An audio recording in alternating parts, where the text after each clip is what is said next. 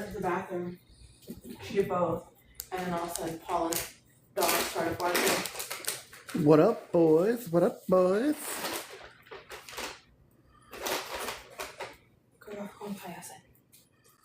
Thank you, D-Gab. Appreciate you, buddy. Bye, buddy. Hey, where the fuck it go? Let's not have the flickering problems again this week, shall we? Yeah, probably not. Not so bad tonight, probably. Let's hope not. Right.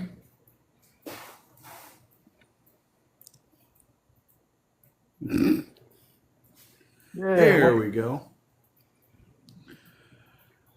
Damn it. I was just getting ready to say, did Leprechaun forget what time it was? Like I almost did. No, I told him we usually give us like 5 minutes or so just to get us started. There he is. There we go. Here we go. Yes, sir, D-Gab. That's the goal, baby. Cooper. He's going to be late. Oh, well, that's no fun. What up? What up? What up, homie? What's going on? How do I get my camera going? Bottom left. Little camera icon.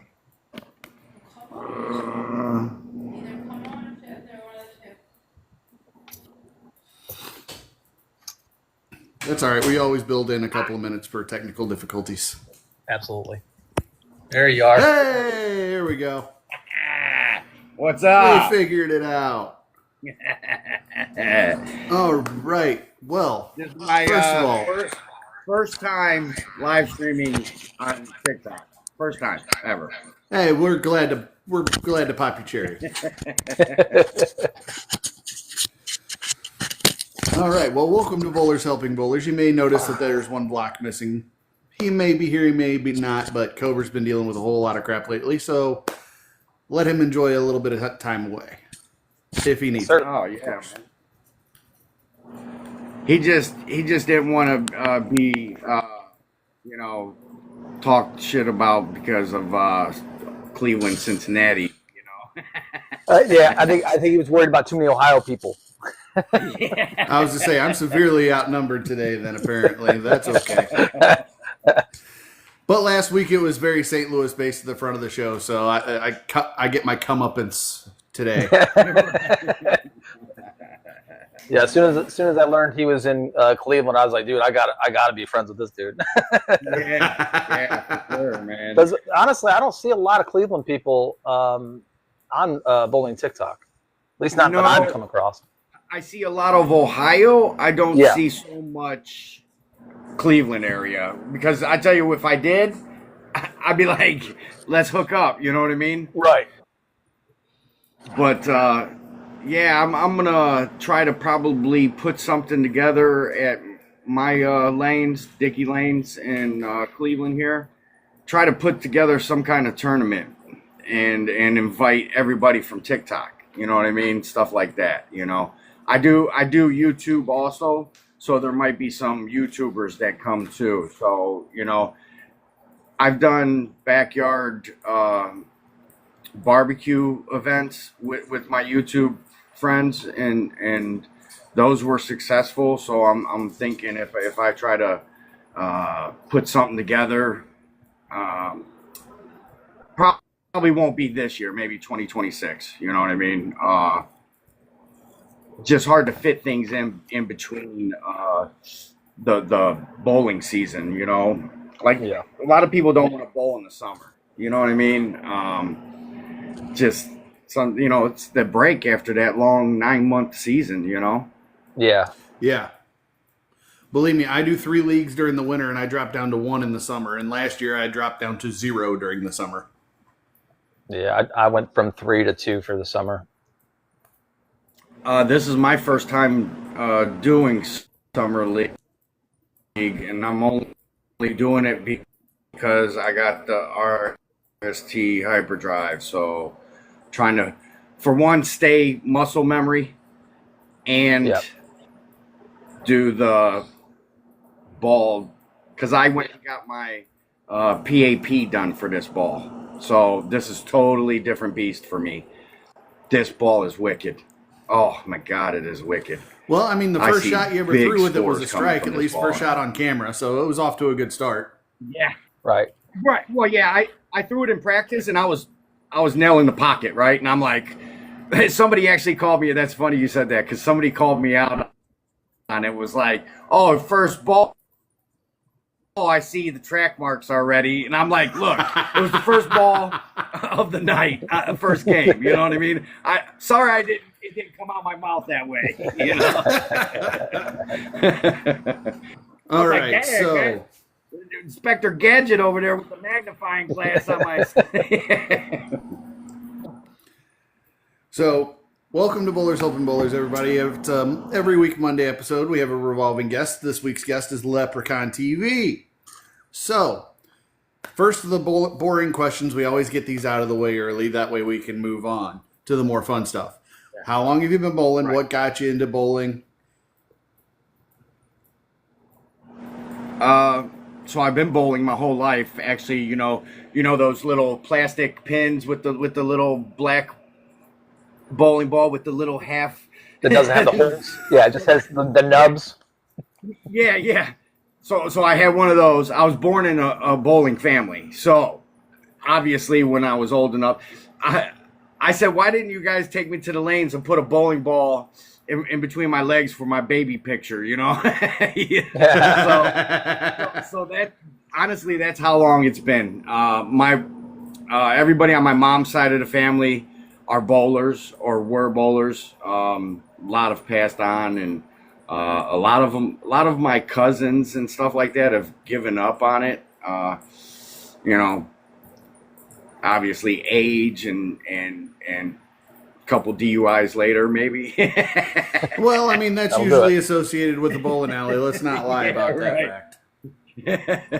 But yeah, so it's always been obviously in my blood because my mom used to go watch my grandfather bowl and her older brother and stuff. So really, I was born into it, and I'm 50, so you figure just about all of 50 years, So yeah, man, and it's been a heck of a journey because I took a lot of breaks. Obviously, when I became a teenager and started to see what the female had to offer, bowling was last. Of course. Yeah. Yeah, the weekends were going out, you know what I mean, and hanging with friends and stuff like that, not going to the bowling alley. Well, see, that was different. My junior and senior year, my girlfriends at the time knew, hey, it's Friday. That is that is league and 9-pin no tap. I don't care what you're doing tonight unless you're going with me and you're going to sit and watch. But Fridays are off limits. Which is funny because where I went to school in Brook Park, we have Brook 8 lanes, and I played sports my whole life, all the way up to my freshman year, and my dad was like, "It's time for you to go get a job. Sports aren't going to pay the bills. You got to learn how to work." So freshman year, I did the occupational work adjustment, OWA, and I went into fast food, and I worked across the street from the bowling alley. A lot of my friends went to the bowling alley and worked there. I wish I would have done that, but then again, where my career is at now with the food truck, kind of come together, full circle. So, yeah, Hey, man, one of the best it's places been to park a food truck is in front of a bowling alley with bad bowling food. Oh, Right. God, there's some horrible places that don't care. But then there's some gourmet places.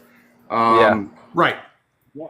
Roll House Parma allowed this couple, Dick and Alice, to come in and build a restaurant in there. So not only are they feeding the bowlers in the leagues and stuff, they have an outside following too that comes just for the food there, which is like a ghost kitchen, sort of like a ghost kitchen concept. Yeah. You have to order on the kiosk, and you don't even see them or anything. And all of a sudden, the food's at your table. You know, like, okay, all right, cool. Yeah. Oh, that's hilarious. Kerber, let's hope he stays that way for a little while for your sake, because once that attention gets diverted, Yeah, he gonna be a handful. he's getting close to that age too.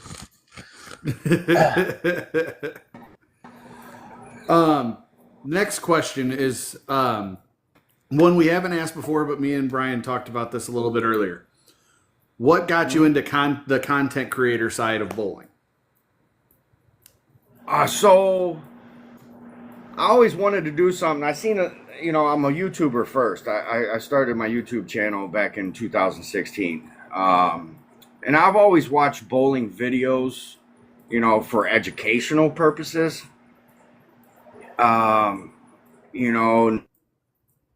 New ball come out or whatever, you go jump over to YouTube and you check it out. Mm-hmm.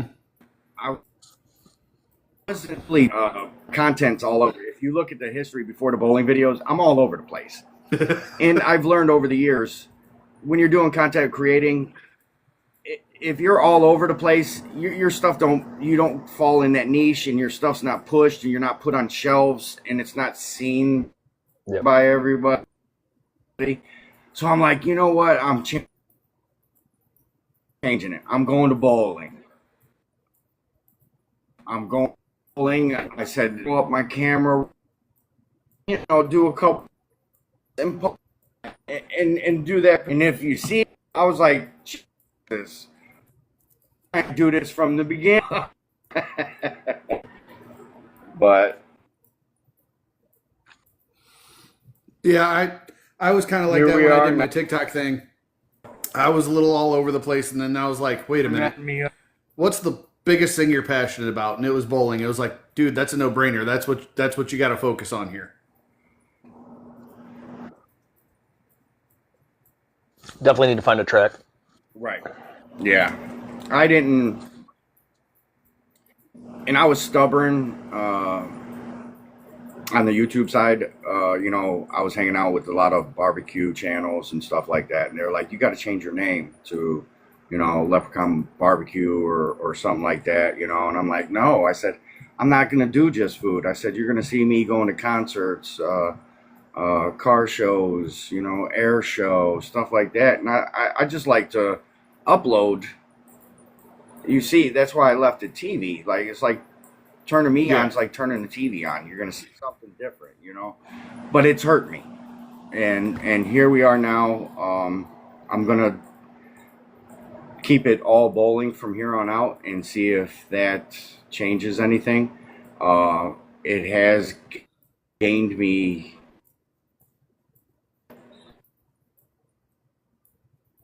I was at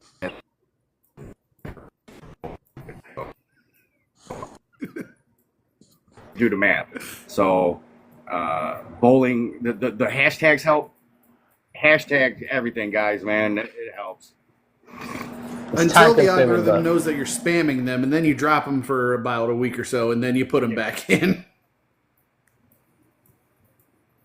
Right. Yeah, right. That's why I don't upload. At least I kind of keep it, let that one run for a little bit and see how many views I get, and then I'll upload another one, But it's fun. I love what I do as far as bowling. I keep it fun. A lot of my friends are so serious about it. Like, I understand the seriousness in it, but I know I'm 50 now. I'm not going to be a professional bowler. I mean, I already give that, but I do want that 300. You know what I mean? That I'm chasing that. I hit a couple goals with the Black Widow 3.0. Got my first 700 series, and bowled my highest game at 279. So Nice. We're making progress. We're getting there. I'm on the right page. That's right. But you're also throwing on all wood lanes, and that's something that a lot of people throw on because there's not a lot of lanes that are all wood anymore. No, and they're unforgiving. Yeah, So- very unforgiving. A bad shot is a bad shot. You know. I was gonna say on all wood, I basically only throw urethane or urethane-like on it anymore. So that's where that hyperdrive's coming in. And I didn't even buy that ball. I did that because there's a couple sweepers at Roll House that I was going to go compete with. And I was like, man, I need something aggressive with my style. I said, I need something aggressive. And they're like, go with this new hyperdrive. And I was like, all right. So, but I went Dickies and threw it, man. That's exactly what I needed. I swear, once I dial this thing and watch out. I was say that my cousin lives up in Quincy, Illinois, and they have 2 houses up there that are both all wood lanes, and they had a 2-house tournament up there. He's like, you should come up there and you should come up and bowl this with me. I'm like, okay. And I just sat there and started revving the cover off of my purple hammer and hooking the entire lane with it, and people are sitting there looking at me cross-eyed going, your thing's not supposed to hook that much. I said, well, on wood lanes with the amount of hand I have, yes, it does. Yes, it does. Yeah. So everybody's telling me to go get that purple hammer, the urethane one. I'm like, Purple cheat code for Yeah. a reason. Yeah, cheat code. right. I seen a picture at one of these tournaments, and somebody took a picture of all the ball returns all the way down the lane, and it was purple, purple. Yep. I came in second place in that tournament because I hit one pair where even if I had my 4 slide on, I was still about to slip and fall on my rear end, and I shot like a 180 in that game, and it knocked me out of the first place spot. Oh, damn, that sucks. Yeah. Yeah, that does suck. Well, when you have a long slide anyway, and it's not stopping you like you're used to, it feels like you're on ice skates. So I went outside the box. I usually don't go outside of my house, man. It's just something I don't do of late. I used to do it, but I went to a 9-pin, the no tap. And my first ball, man, it was so slippery approach.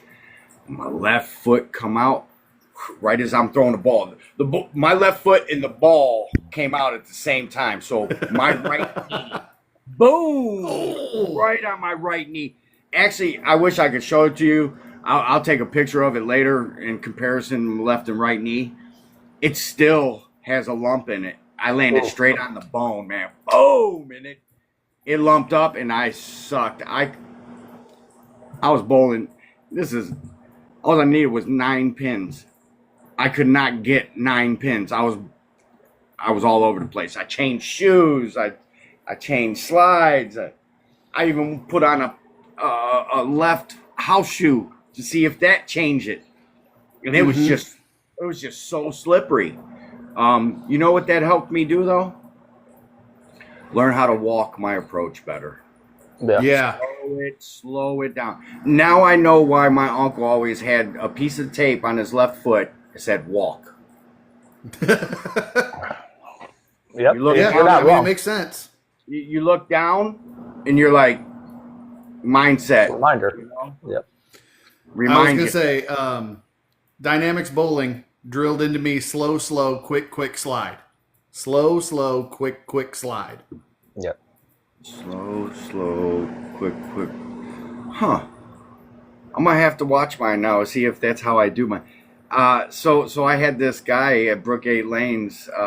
He was actually weird, my social studies teacher, and he was my bowling instructor in elementary. And he taught me the approach. 1, 2, 3, you know, and a little 4 and a push off and a slide. Mm-hmm. I'm like, so he drilled that in my head, and I cannot change that. Even when I'm doing the drills, like the 1-step drill at the foul line, I get that all mixed up. because I have to start way back there. Yeah. It's like military drilled in my head. Oh, speak of the devil and he shall Do appear. these steps this way. Oh, what's up, Joel? Diamond Harry's bowling there. I was gonna say, Dynamics Bowling hops in the chat right after I say he pounded into me. Slow, quick slide. Hey, Waniac. Yeah, that's a good one. I didn't never think of that.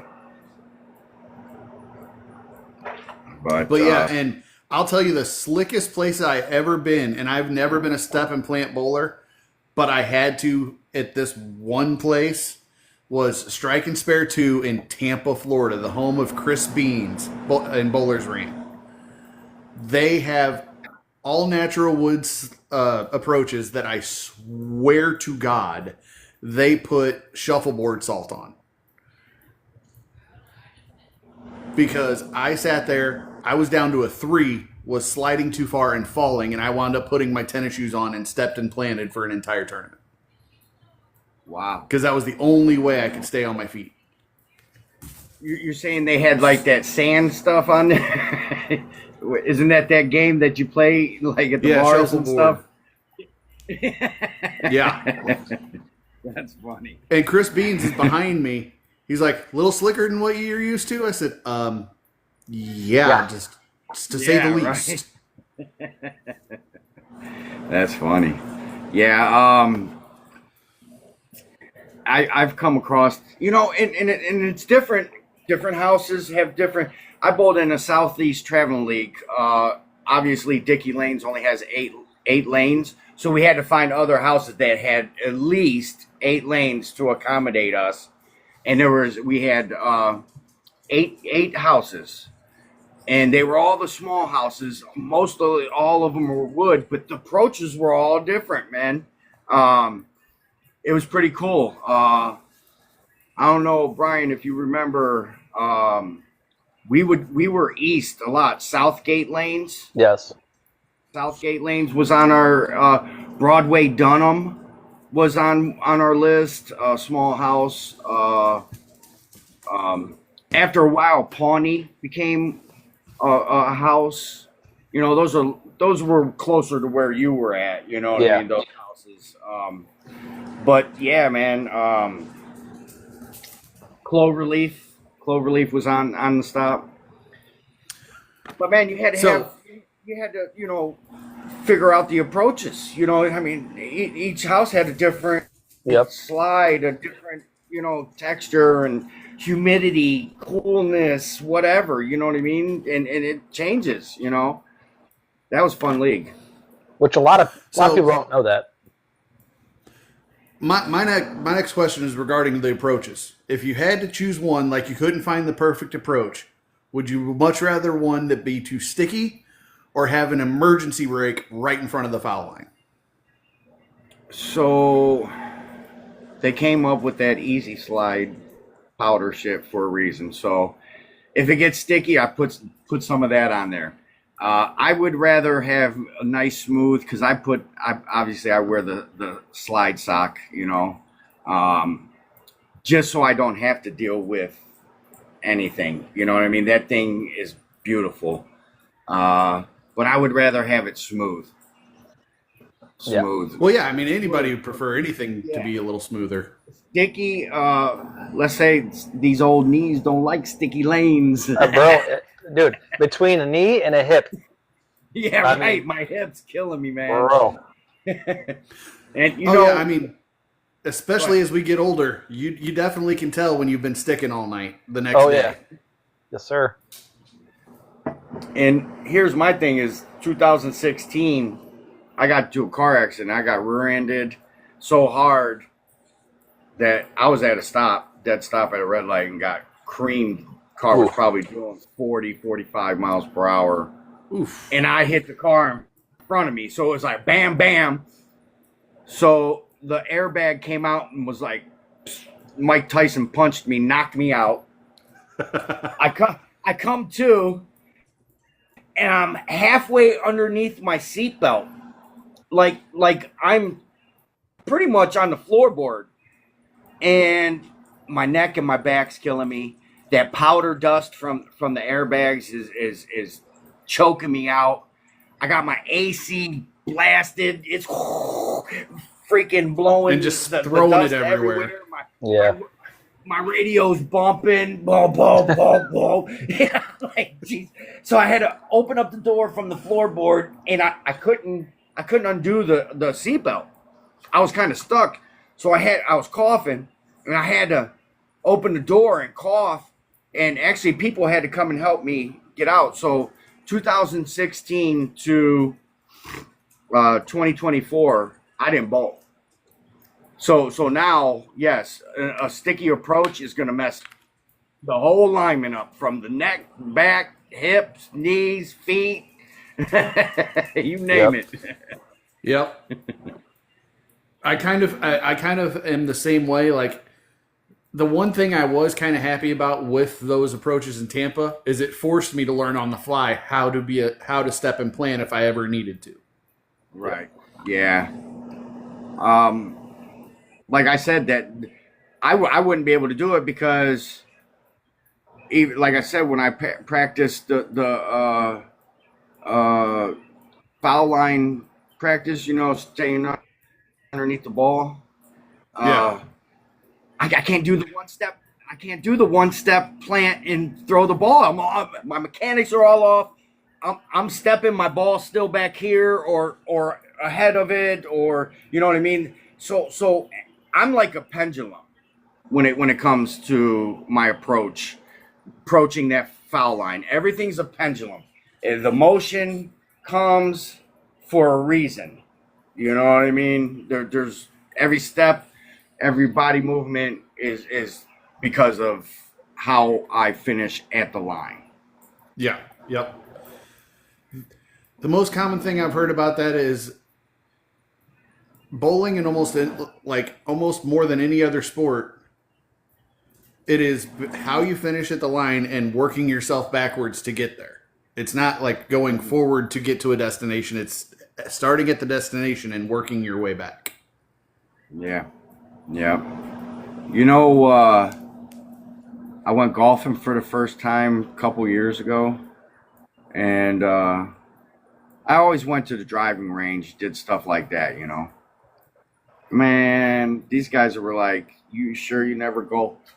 I'm like, "No, I bowled." They're like, "Well, there you go. You already got the motion, and everything, the pendulum with the club coming through." Yep. And they were mad at the weight transfer and everything else like that. Yeah. Yeah, Joel's right 100%. Build foundation before you hang on up the roofing. first time. Well, yeah, foundation. Yes, yeah. If you for start sure. from the top For and sure. you build down, everything's going to crumble on top of itself. And that's where that song from John Cougar Mellencamp comes in. The wall comes tumbling Down. Yep. Okay, what in the world is going on with my This is like the second week in a row I've done nothing but like Flicker. cause people seizures. I thought it was mine. I'm watching my bars up here. I thought it was me because I keep seeing next to my name. I keep seeing the frequency go down a couple bars and then it'll disappear and then the bars will pop back up. Well, I mean, there for a while you were like watching a certain entertainment on 32K dial-up. You were buffering quite a bit at the very beginning. It's a lot better now. I look like Max Headroom. Dude. I think we're the only ones that know about that. And Steve, do you know about that? I didn't hear what he said. Like what? Max Headroom? No. No. Before my See, time. Yeah. I know who would know about it. One of His the name's first Art. videos on MTV. One of the Yeah. first videos on MTV. But why are you calling me out on my stuff there, Joel? Because I'm notorious for muscling the ball.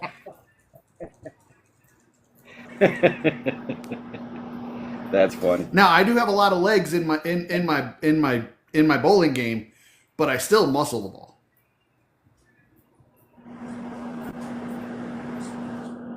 I love where my legs are at. One thing everybody's always said about my style was, they're like, how do you do it? How do you slide like that? Like, I could, when I first start warming up, without the ball, I like run and I'll slide probably 10 feet on the approach, like I'm on ice. That lets me know how sticky the lanes are. You know what I mean? So I know if I could slide or if I gotta put something on the bottom of my shoe, step in some dust or something. You know what I mean? Yeah. No, Joel, believe it or not, in that 8-game sweeper, I actually did start making that change. I am a little more vertical, not as much spine tilt, not as much knee bend, hand positions lower at address so I can actually incorporate a full push away. I'm working on it, man. Okay? Yeah, and that's the thing. Sometimes we overthink things. You know what I mean? Yeah, you sometimes can it's definitely just having fun. If you get inside your own head, man, you're gonna screw your game up, man. Yeah, if you overanalyze, it'll hurt you. Yeah. But, and he's also 100% right, because when I actually keep everything calm and my back shoulder and my left shoulder quiet and back behind me farther, I'm a lot more consistent. Surprise, surprise. Joel might know what he's talking about. Well, Nah. one thing that bowling instructor taught me in elementary was obviously the steps to the slide and the finish, but he always said stay square. He always taught me to stay square as I'm releasing. So that's one thing. The bend and the stay square. That's always, you got to keep these two shoulders square. Left arm out if you're righty, right arm out or vice versa. How'd I say that? Left arm out if you're Left righty. arm out if you're a righty. Yep. There you You go. got it. Well, and that's the thing is, I'm looking looking at at I've got myself. as I'm much- like, wait a minute, wrong arm. when I've got as much hand and as much side rotation as I do have, although I do stay behind the ball quite a bit for somebody that comes around it as hard as I do. However, he's right. The farther left my shoulder stays behind me, the easier it is for me to project the ball down the left side of the lane to let the ball do its work as opposed to me trying to fight it. Right. Yeah, it's all about the matrix. Right? Bowling is matrix.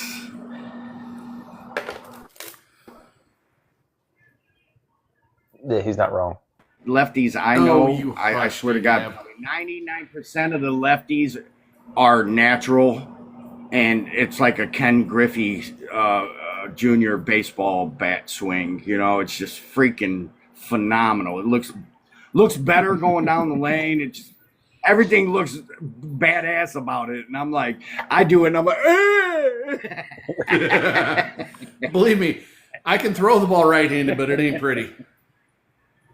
Well, I at one time we were all goofing around. I was like, I'm gonna start throwing lefty at them damn 10 pins, Yeah, and No, then you you realize won't. it's not Nope. as easy as you think.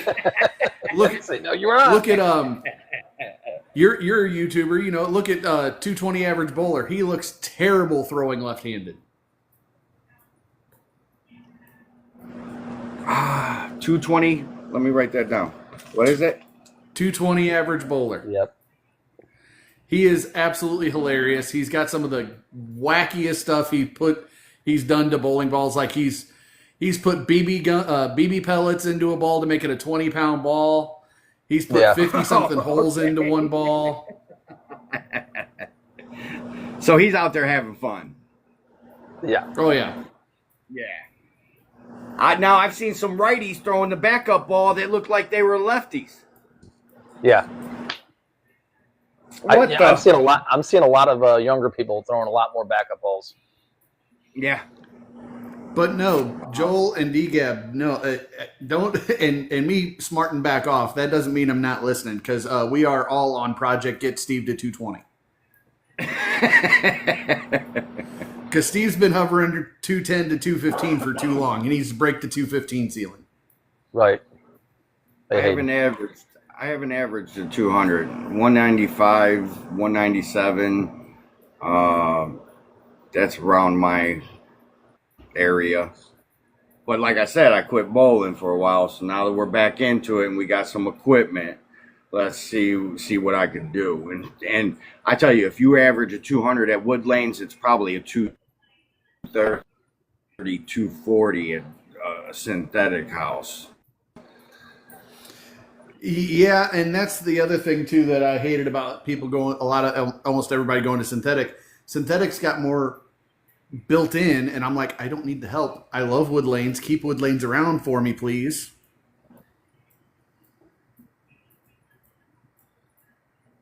Oh God, what's not true? They're getting closed up, man. Yeah.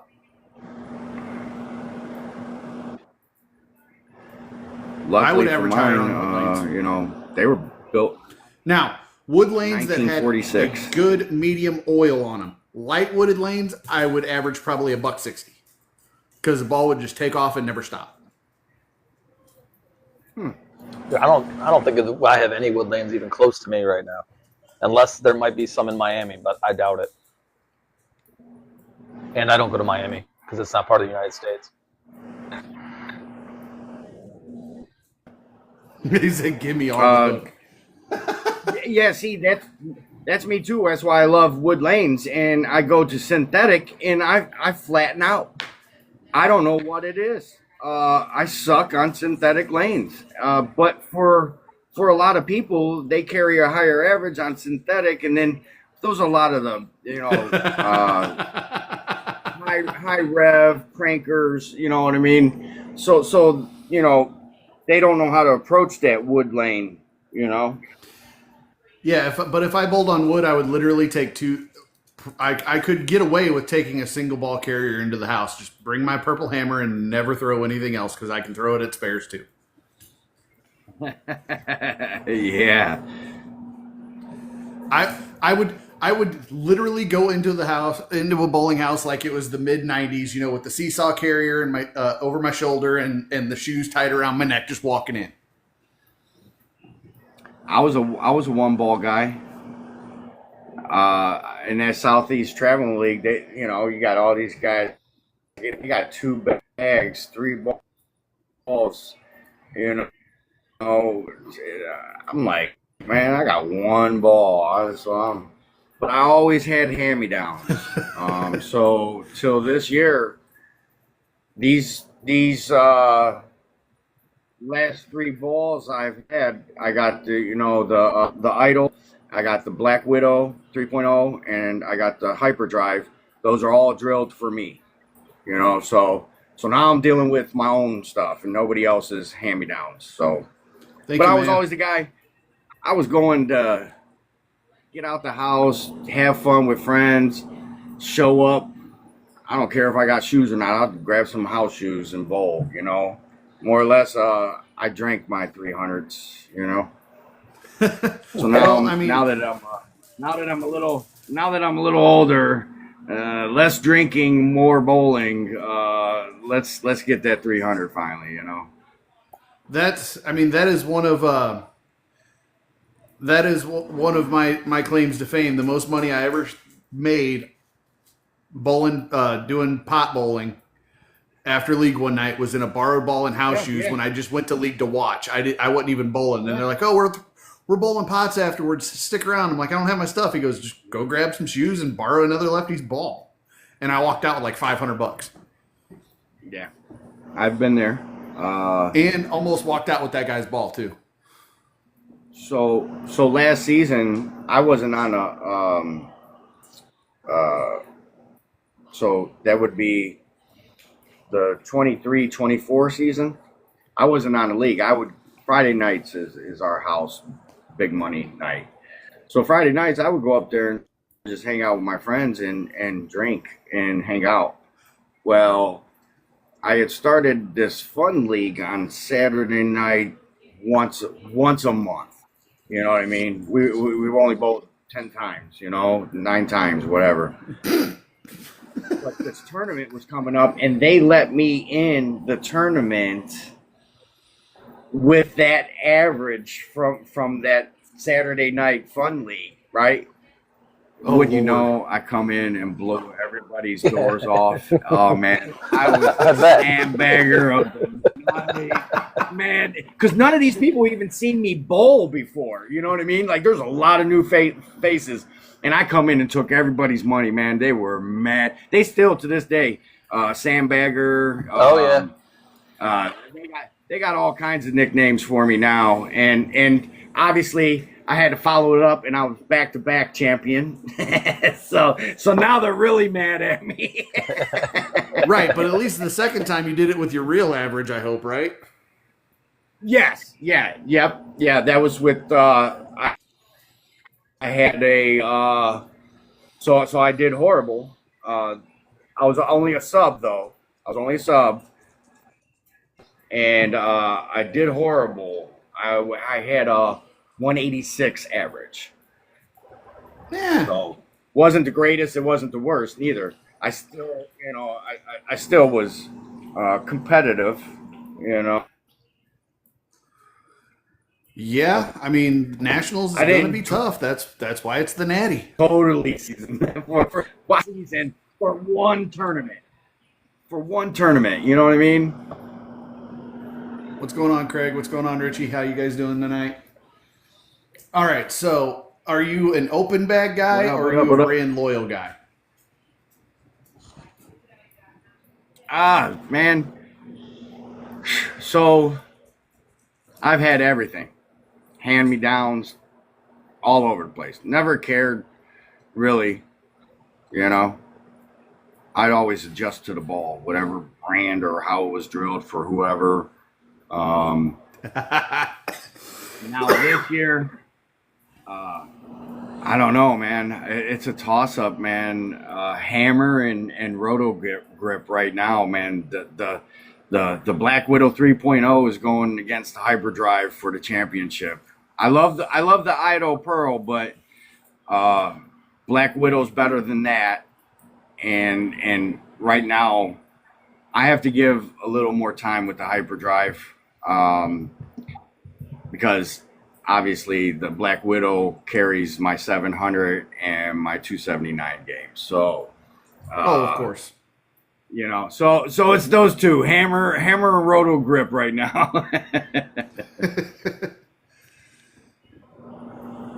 Oh man. See, I was an open bagger for the longest time, especially when I was buying hand-me-downs from one of my other lefties. Like, it was in the realm of close enough where it was like, okay, I don't need to go get this redrilled. I'm just gonna buy the ball from you and I'm gonna throw it in league tomorrow night.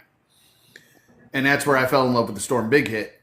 It was a ball that he couldn't get to move 2 feet. He was throwing it at spares, and the way I was throwing it, I was standing on 33, throwing it at the 7-pin and hooking the entire lane with it, which naturally made him really mad because you never get the ball to move that much.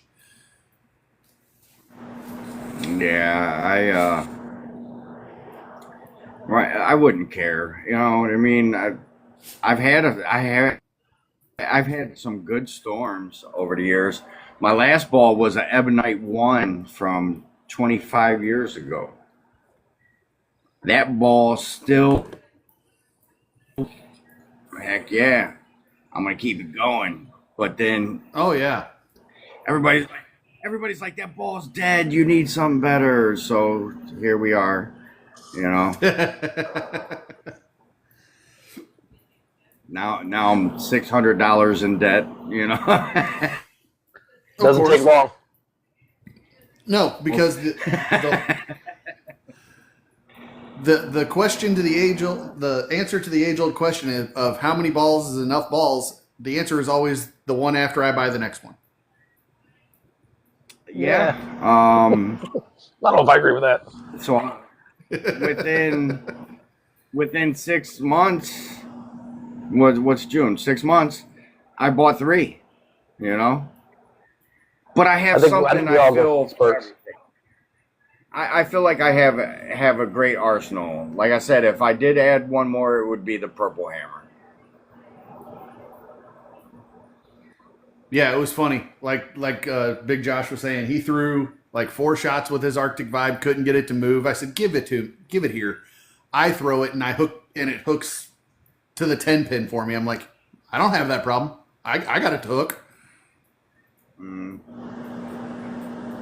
But of course, he throws the ball about 3.5, 4 miles an hour faster than I do. So Right, which will definitely change the I'm not a take of the ball. I'm not a fast pitch guy. I used to be, and then age started catching up with me. Age and wrist injuries. Yeah. No. What Maybe do you that's why throw? What's your average speed? I'm still bowling at 50. What's your average ball speed right now? I think you know what? I don't even know anymore because I haven't been to a big house synthetic for scoring. Dickies we still handwrite our scores, so there is nothing there. There's no tracker. There's no radar. It's a Cleveland thing. I'll tell you what.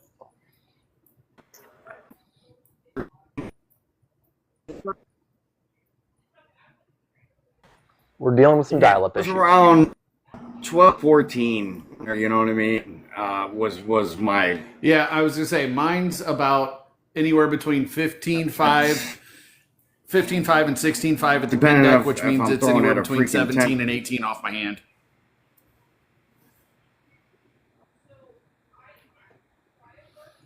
Whoa, we even lost we lost video. Yeah, I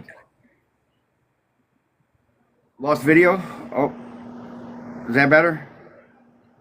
We just got your icon. Hello? There you Yeah, go. there we go. There we go. Dag, my internet is crazy, dude, right now.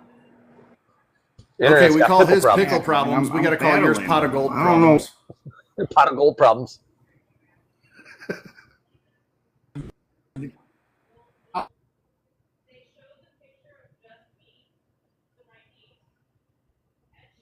Come again? Beg pardon? I was gonna.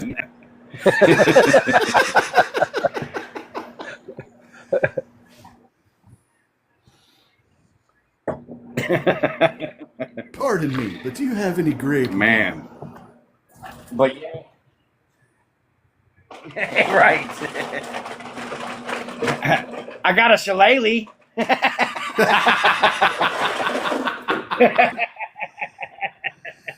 See, I so missed that opportunity. I so missed that opportunity. Right before you got on, I should have hit Hornswoggle's entrance music from WWE. Yeah, that would have been a nice intro.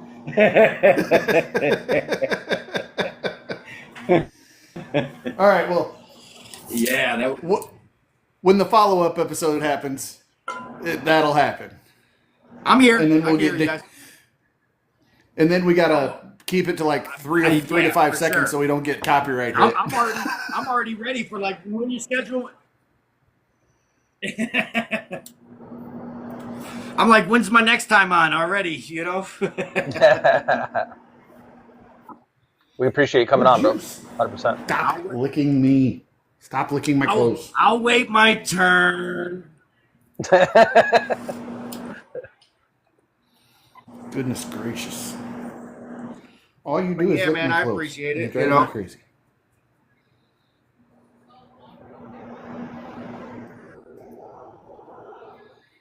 Yes, that's all you do. All you do is lick my clothes. I tell you what, Oh, this garage is. Let's see temperature. You gotta be cooking, bro. I was gonna say I'm hot and I'm in the air conditioner. Yeah, same. I'm 90 degrees in the garage. Jeez. Woo, boy. Bro. I don't know how you're not sweating I bullets, mean, bro. right now, underneath this beard is dripping. See, everyone's jealous of the I'd be beard. shirtless right now, so. It's good camouflage. Yeah, right. They, I actually do have a nickname over on YouTube. It's called Leperonis because I'm always shirtless in the summer, and you see my NIPPLEs. Yeah, well, it happens. But instead of See that? yeah, That's man, what I- that's what I'll send you. I'll send you a packet of pasties.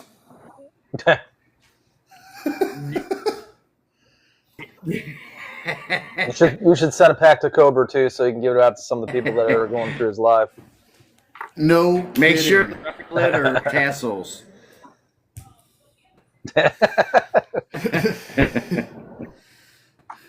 What you got in the cart there, Corinne? Chicken breasts, booby tassels. Okay, I didn't know I allowed to do stuff on my phone.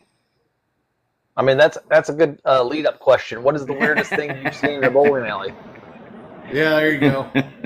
Not the paste.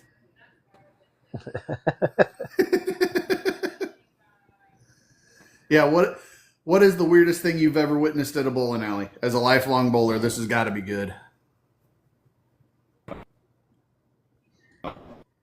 Man dress up as a he changed lives on us. Easy. Okay. And he changed his name. We I've had to seen call some- him that. I'm like, whoa, what's going on here? I've seen a bowler dressed as a fox, tail and all. On that,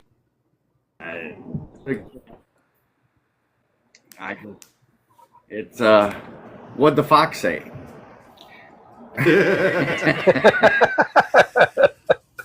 Like, You know, you know. yeah, If you know, you know.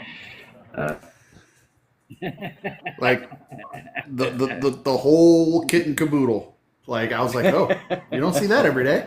You see what DGAB just typed? I saw a group Friday show up in sumo wrestler outfits. Yes. That had to been Like one of those that had blow-ups. to have been some kind of, dare. Oh, one of those? Yeah, maybe. That would be funny now.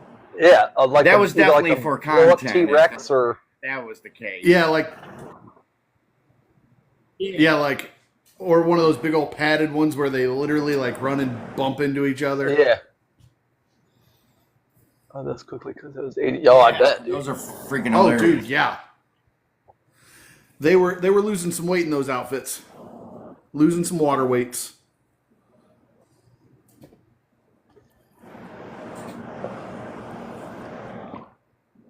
Yeah, they were the blow-up ones. That's hilarious.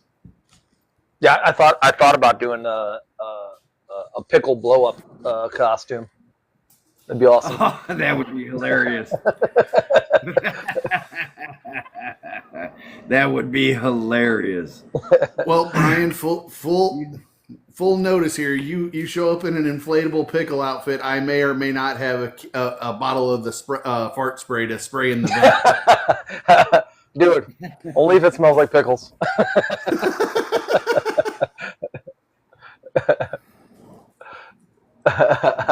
Yeah, right, you Gab.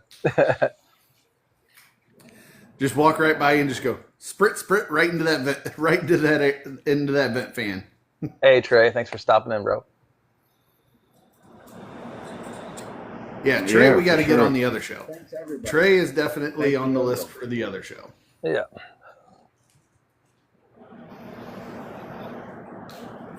So Okay, who's, so piggybacking let me- off let me- of that.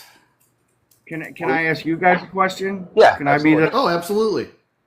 Who is your favorite bowler? All time, or like, are we doing time mean, period yeah. or what? I mean, since the first day you laid eyes on bowling. Ooh, Walter Ray Williams Jr. Okay, that's a good one. That's a good one. I like his style. Yep. I mean, old school. I was more into Weber growing up. Now, especially after the video I saw today of Troop with the dude wipes doing the. Bro, that video was phenomenal. The Big Lebowski theme. Yeah, I agree. I agree. I love Kyle to death, but I still need to get even with him. He owes me a rematch. Oh yeah, Daria. Yeah, female. That's definitely who I would love to actually talk to. Yeah. For me, it's actually still a toss up on the female side between Daria and Shannon O'Keefe. Shannon's cool. I'm what's Chris Barnes' wife's name? Mrs. Chris Barnes. Yeah, right. Yeah, that her. or what's the other one? Liz chick. What's her name? Liz. Oh, Liz something. Johnson. Is Linda? Yeah. No, it's Linda Barnes, and then there's Liz. Yeah. Oh, Linda Barnes. Yes. Linda Barnes. Yeah. So those are my two females. I would actually enjoy watching. Do you guys Actually, come if you want across to throw Sarah a third Bowles? female in there, if you want to throw a third female in there, Danielle McEwen. I'm not hip. I have to check her out. Yes. Are you guys hip to I know who you're. Sarah Bowles? Yeah, out she's of up in the Sandusky, Sandusky area. Yeah. Yeah. So I started following her. I was catching her over here. I was catching her on YouTube, catching her on Facebook. And so I started following her Facebook. And then she come across as a friend I might know, you know. So I friend request her. All of a sudden she made this post like, "Why y'all weirdos friend requesting me?" I was like, "Whoa!" Facebook put you in front of me, and I already follow you. And seeing you're local, why not be Facebook friends? Jesus Christ, man! Why you gotta? So I was like, "Badoop, done. Yeah, You're done." honestly, you want to that's- be cocky like that? Get out of here. That's one of the things that we're trying to that break. bullshit. I mean, that's exactly why we're doing what we're doing. We're trying to break that stigma of bowlers that think they're too good to interact with other bowlers. Because at the end of the day, we all throw a gutter ball here and there. We all throw a missed spare. We all throw turkeys. We all throw ham bones. Like we're all human. Yeah. I don't know if it became the content creator blowing up there that got to her head, or if she's just a cocky bowler like that, you know? Well, I think she's definitely getting pushed into just content creator aspect. Mm-hmm. Well, good luck with that. That's a full-time job. Yeah, I mean, it is. Yeah. Yeah. But anyways, back to I grew up with obviously Walter Rays, the Webbers, and one that stood out with me was Brian Voss. Brian Voss. Oh, love Brian Voss. Yeah. Then that transitioned to Chris Barnes, and then now today is Kyle True for sure. I love say I got afro, man, in the wild clothes. Bro, Totally did you see when he put it into cornrows?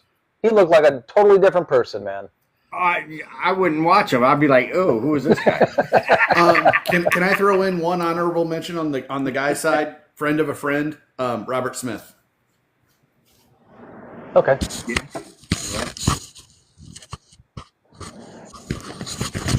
Gotta throw Maximum Bob's name out there. Maximum Bob. That's funny. The man that popularized the Sarge Easter grip. Mm-hmm. You know, growing up in a bowling family, you know, Saturdays, what was it, 4 or 5 o'clock, wide world of sports, bowling came on. My grandpa would be, you know, in there cutting the corns and calluses off his feet, trimming the nails, slapping the Avon, you know, Old Spice lotion on, shaving, teaching me how to shave. and we would sit down and watch bowling, and then he had to go bowl. Sometimes he would take me with him. My biggest thing at the bowling alley was a bag of chips. It wasn't a Slim Jim, but it was a jerky like that, and tomato juice. And they would let me sit at the bar. Man, I used to break dance. I used to break dance to Michael Jackson and get money and all kinds of stuff for play the video games and all kinds of stuff, man. Growing up in a bowling alley was priceless. And for those that didn't, sorry, man, you missed out on a great family tradition. Oh yeah. Bowling alleys like just filled with cigarette smoke. Like you have to kind of duck underneath it to actually walk to see everything. Yeah, I remember. I would say everything turns a beige color just because of all the nicotine that's being thrown around. Bro. Yeah, right. Those are the days you walked in. Now. Yeah. But yeah, and that was another thing. Like my grandfather was notorious for having a fine-tooth comb in his front pocket and a pouch of Brill cream in his back pocket. And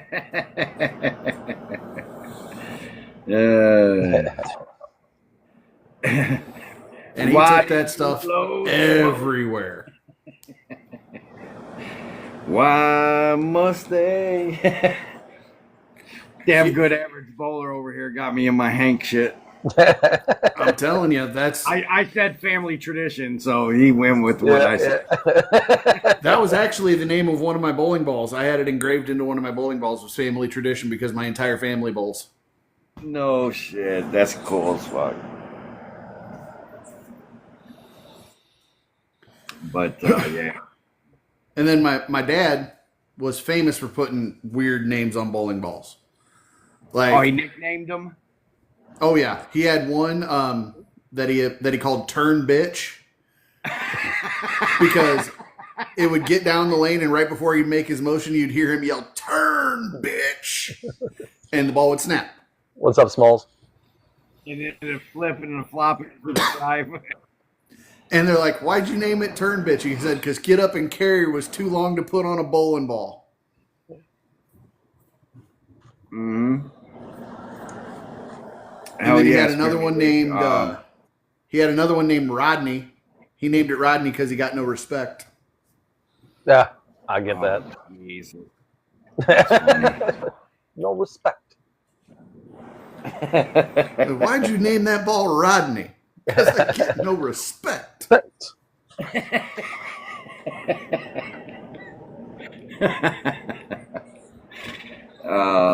Him and what was the one where he went back to college? That one Back was to school? It was it back to school? Is it back to school? Where he started. Yeah, that's when he did back the to school. triple indie dive. Yeah. I was just thinking about that movie the other day because I was like, it was kind of like Billy Madison's kind of like ripoff of that in some way. It's not the same by any means, but it was kind of diverted of that. Yeah. Yeah. Well, and the other funny one was there was a guy, the Pro Shop guy, one night. First two games with his equipment, he throws like 135, 145. And he goes, "To hell with this! I can throw higher scores with a house ball." Picks a house ball up off the rack, shoots 300 with it. What? He goes right into the Pro Shop and puts on the ball. 300 was shot with this ball in league this date, and put it back on the rack. That's hilarious. Like 2 weeks later, it was gone. Oh, of course. I was gonna say somebody probably took. That's my new ball. Yeah. Well, back in those days, house balls was like an exchange. Well, honestly, when I was younger and I was like transitioning through different gear, and I was done with a ball, I didn't sell it. I literally would just leave it at the alley, put it on the ball rack, and wave bye-bye to it. Yep. Like before I could afford my own equipment and even buying hand-me-down equipment, I had a hand-me-down ball Yep. that Same. I started the house ball exchange system. I'd grab a house ball because they weren't the lid balls; they were actually just old league balls that somebody just didn't want no more, Right. so they put them on the rack. So I would try out a ball that was a house ball, shoot 180, 190 with it. I would put the ball I brought in on the rack, and I would Yep. take that ball home. So, yeah, at Dickey's, so it wasn't like a big house, you know. Balls were broken balls, or like you said, you were done with the ball, you put it on the shelf. That's how they built their house balls. Growing up, man, I had rhinos, I had zones, I had Columbia 300s, just filled. Like, Yeah. you know, people could take them home, but obviously being a small house, you can't get away with that, you know. But some people would switch out a ball, you know. Oh, this ball works for me. Switch out a ball, you know. Oh yeah. Mm-hmm. But those were balls that were just sitting there growing up, you know. It wasn't like a house where you had pink 6-pounders. Yeah. Orange, Right. orange 7-pounders, purple 8-pounders, you know, blue 10-pounders, you know, go all the way up the line. You know, it wasn't nothing like that growing Yeah. up for me. Yep. Well, I mean, we both grew up in Cleveland, and no house that I was did we ever see like little. I mean, you could find some like little kid balls, like some lightweight stuff, but for the most part, it was Yeah. pretty much just people that left their old gear behind. Yeah. Yeah, a lot of stuff would get confiscated too over the years. You know, Well, and- they had lockers And that was the back thing. in the day, but then they stopped Like it using was lockers. such a wide known thing at one of our houses. There was literally a sign that said if you took a house ball, you better have left one to replace it. Right. What up, T? There's one of my girls. What up? That's my girl from YouTube, actually. Yeah. Cool. I appreciate you. Somebody knew the assignment.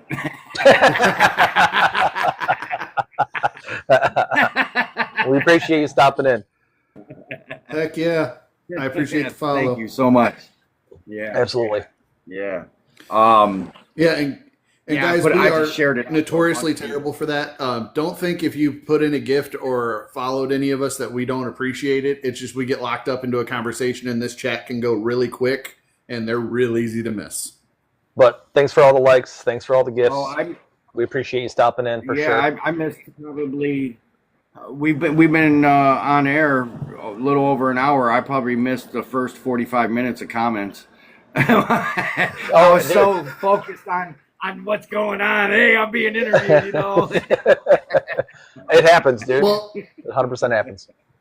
and that's the other thing that I think that sets us apart from traditional like podcasts. Well, this is like hardly a question and answer interview session.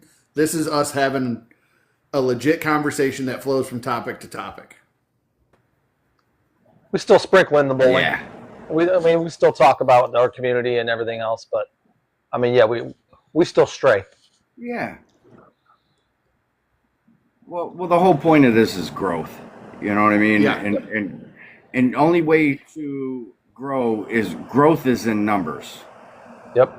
So you hope anybody that you interview brings that their following along with them to this, you know, and Right. And that's you the get same thing exposed over. to ours. Right. Yeah. Yes. Branches out.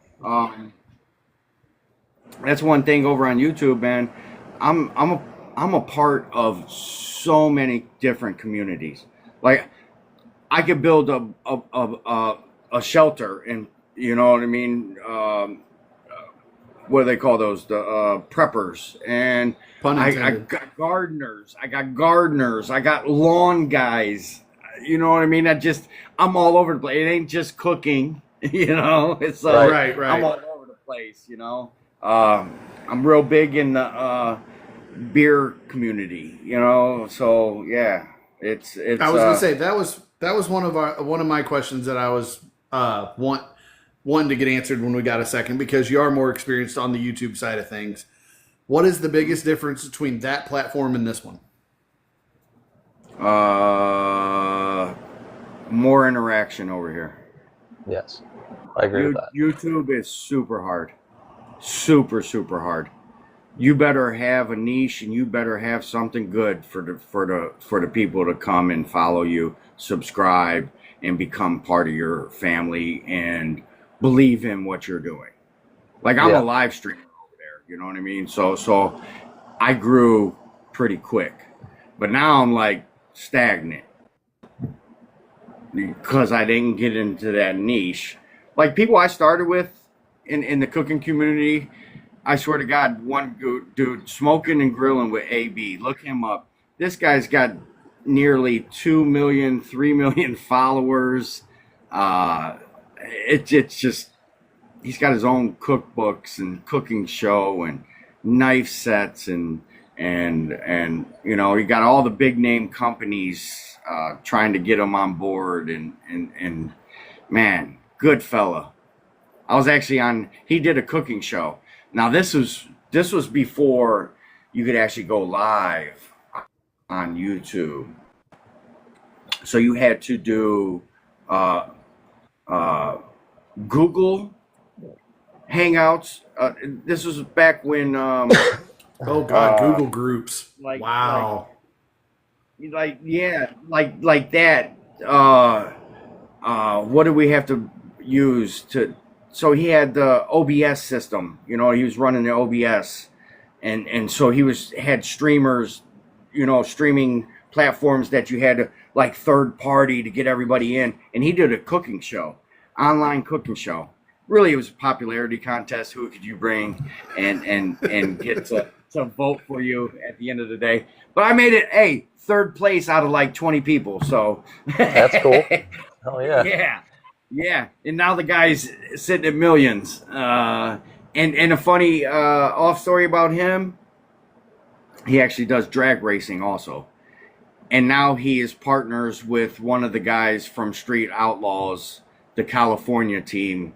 I don't know if anybody follows drag racing, but Bodie is his business partner. It's crazy how he just keeps growing, man. The ceiling, there is no ceiling for this guy, you know? And that's how you are, you know what I mean? As a content creator, you want to be that, but you have to stay in that niche, you know? You got to buckle down, and that's all you do. That's all you talk about. That's all you record. That's all you plan around, and you got to be good with the editing. You got to be great with the editing. That's one thing that comes to mind with YouTube is editing. Yeah. I figured that out real quick when I tried to put long form gaming on there, and I was like, "Oh, I'll just post my streams. No, don't do anything of it," because I was streaming on Twitch, playing MLB The Show, and then I would just put the long form recording on YouTube. It went absolutely nowhere. I think I'm at negative 15 followers on that account.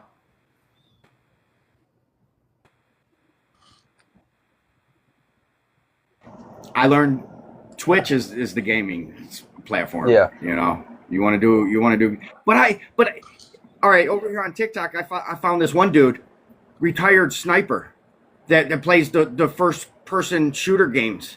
And this dude's just picking people off. I know exactly what you're this talking dude about. is freaking hilarious. Yeah, and he was actually a sniper. Oh man, he's hilarious.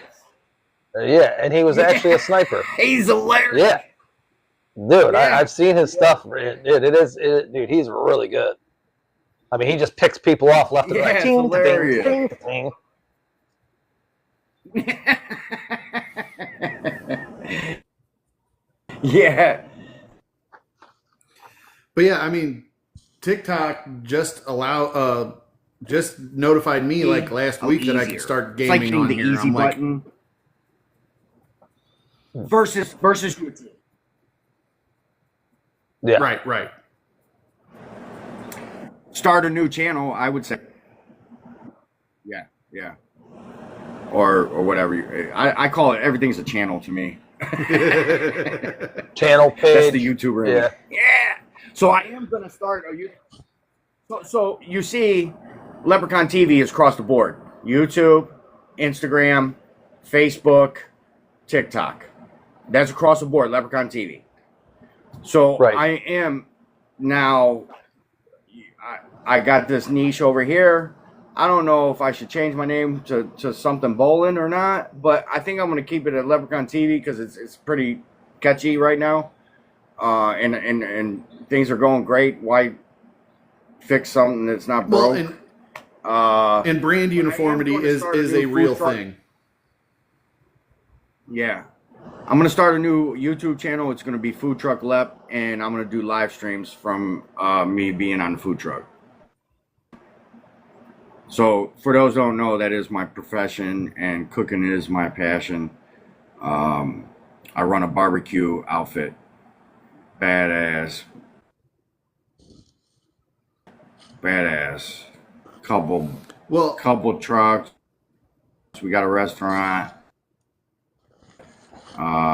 Me and a couple of friends thought about doing the food Watch truck it. thing for a while, but in Missouri, man, Google, the barbecue probably pop up. the entire like permit process and everything, and getting permits to have the truck in the first place, permits to have the truck parked in certain places. It is a pain in the ass here.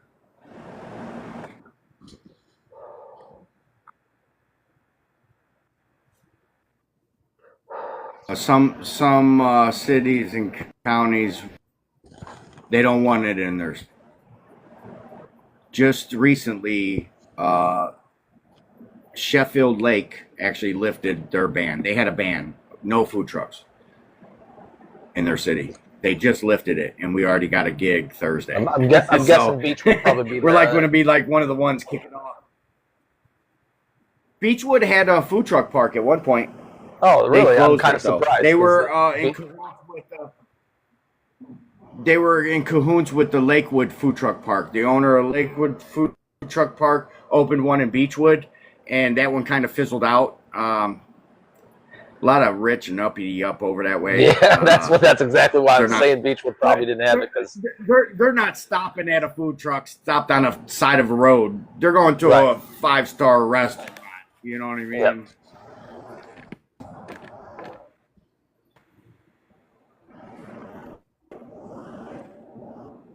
You got to know your demographics when it comes to food trucking.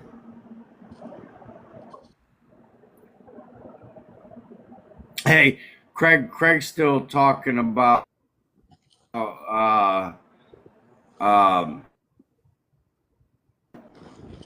videos and stuff. You know, one that gets me that's soothing is power washing. Does that make Yeah. sense?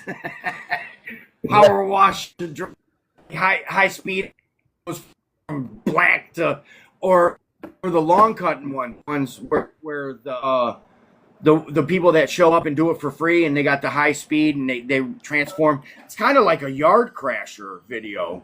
Yeah. Yep. Yeah. Short version. There was one I watched and the guy raised porch, paid off her house or some Yeah, I know. I know that crazy video. like that.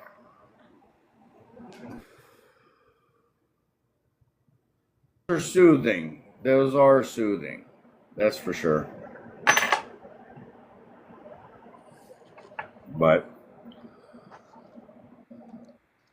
Like the big YouTube addiction I had, especially during the COVID era, was watching sports cards breaks, watching guys break boxes of sports cards.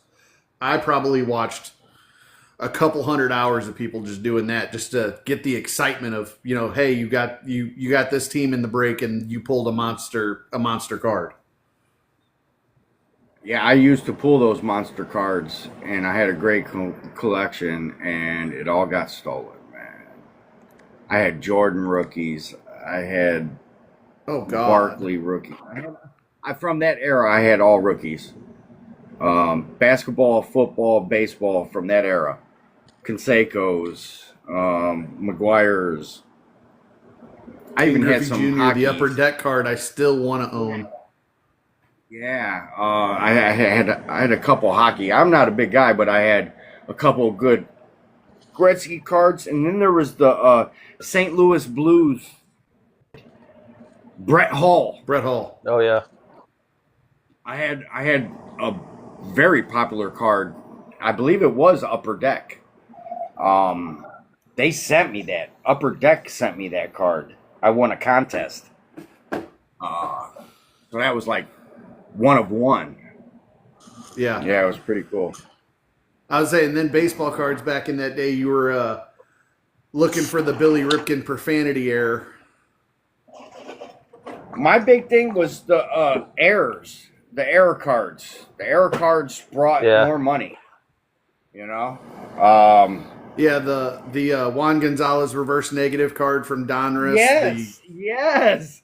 The, Oh my God! Billy Ripken man, you brought a flashback. I had about 10 of those cards. I had a whole sleeve, so that would be 9 cards. And then you had the Billy Ripken F face card. Yep. Wow, flashback. Wow, those were. And then good the other big one was the Frank Thomas no name rookie card. Yeah. Yeah, those brought money. Oh God, yeah. I know guys that were buying those by the case looking for that no name card. Yeah. Oh yeah. Buy the whole wax pack and sit there and open it and not get it. Yep. And then they started a rumor that it was primarily West Coast shipments that got the no name card. So you had people driving to Washington, Oregon, and California just to buy cards. Now that's hilarious. Like they knew what they were doing. Oh, God, you know they knew what they were doing. Yeah. Insider trading.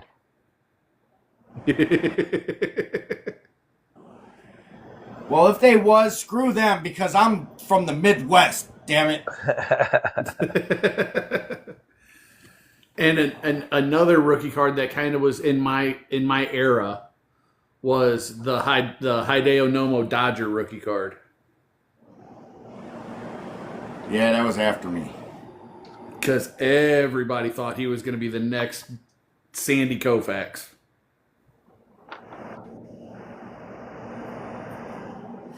Yeah, I don't recall that card. It was the biggest chase card of Nomo was actually a pinnacle card.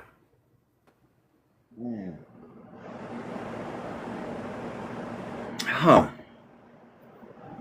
Because back then, Pinnacle had the big gold foil down the bottom of the card with the guy's name engraved in it. Yeah. I want to say I stopped collecting around 93. About 93 is about when I stopped. 93, 94 somewhere. I was 88 to probably 97, 98. Oh shit. Yeah. So you got all kinds of good rookies. Oh yeah, the Chipper. I was jonesing for the Chipper Jones Desert Storm card. Screw him. He beat the Indians in 95. Screw him. Yeah, but that Desert Storm card still brings in an absolute butt ton of money. My great aunt loved Chipper. Yeah, but that Desert Storm card still brings in an absolute butt ton of money. My great aunt loved Chipper Jones, and we were all Indians fans growing up. And bro, my grandma, it was her sister that loved Chipper Jones, and they would just all day, just back and forth all day, Chirping Bruh. over Chipper. Oh, and then the other one, even the was Indians weren't even good. right after you quit collecting was the what was it? The Derek Jeter foil SP card, his rookie card. So when I stopped collecting, they started to get into the golds, the foils, and stuff like that. I remember the puffy cards. You know, they had the puffy card. Like those were prime when I quit collecting. Yeah, that was right when inserts were getting real big. The last card that I remember that I just wasn't even You collecting. can't do at that. I'm going to point. start flashing everywhere again. You've Um, been doing that I know. I can't figure out why. What was like the hologram cards? because your phone sucks. 'cause Yeah, it's an Android. there were some holograms. Yep. Yeah. Yep. What was that? Upper Oh, deck? the Sportflix cards. Yeah. Yeah. Yeah, that was the last ones I really remember. Mm. Yeah, I remember. I remember getting a Lenny Dykstra Sportsflix card, the 3D motion card, and I about lost my collective shit. Who was the one basketball? Hoops or something? Yeah. Yeah. Hoops. Yeah. Don't tell me what to They- do. they kinda- I do what I want. They didn't bring the When did money. I tell you what know? to do? Don't do that. You're calling me a flicker. Well, because I've been having the issue all night. Tell me what to do. Sorry. You're Chat, sending tell me me into what to convulsions. do. About to have a seizure over here. Woo! I wonder. Hold on.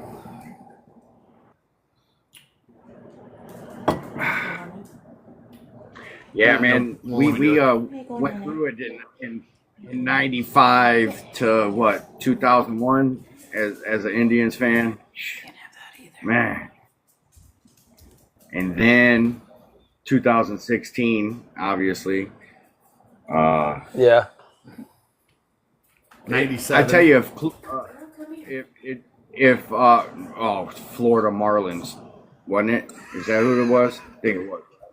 Jesus, crummy. Expansion team. Yeah, expansion team at that. You know, Jesus. I will say though that even though the Indians were terrible for a long time, as soon as they made the Major League movie, they snapped right out of it. They made that movie, then they got Jacobs Field, and that was when it was still called Jacobs Field, and then they snapped Yeah. right out of it.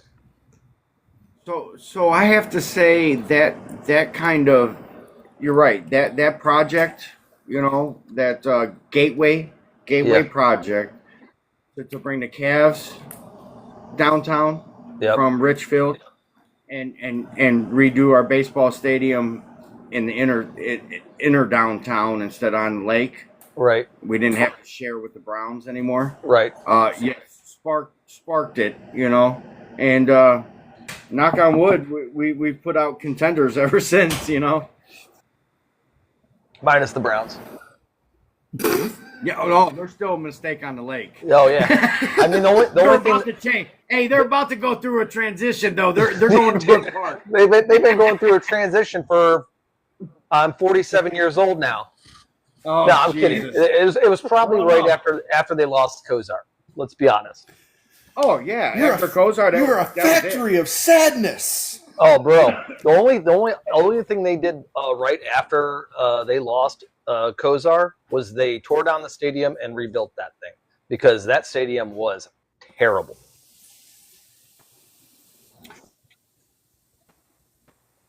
Oh yeah, you're welcome to Mayfield. Puts Yeah. us, yeah, puts us in a winning column, and all of a sudden he's savior of Cleveland, and now that he's gone, do you believe there's a group here called the Baker Bros? Oh, and they bro. are 100% do not talk smack about him or anything, or they will lynch you. Yeah, Seriously. I've seen him down Unlike- here. I've seen him down here in Fort I can Lauderdale. only root for people that have orange and brown. I'm sorry, he's gone. Wish him luck. Wish him luck. Goodbye. Right. You know? But he is crushing it. And I knew he would as soon as that he left. Yes. Was I a huge fan of him when we got him? No, I was like, oh great, the Browns are But gonna he, crush but this he dude. didn't. But he didn't. He went to the he went to the Panthers and the Rams Right. and lost his ass. Right. And Tampa gave him a shot like, here, 3 strikes, you're out. You know, we'll give you a chance. And he redeemed himself. But once again, he can't make it to the big show. I mean, I think the difference between the other two teams and Tampa was actually doing their playbook kind of around him, where the other teams, they were just trying to like push him to just do their playbook and stick to their game plan, and that's not necessarily Baker Mayfield's style.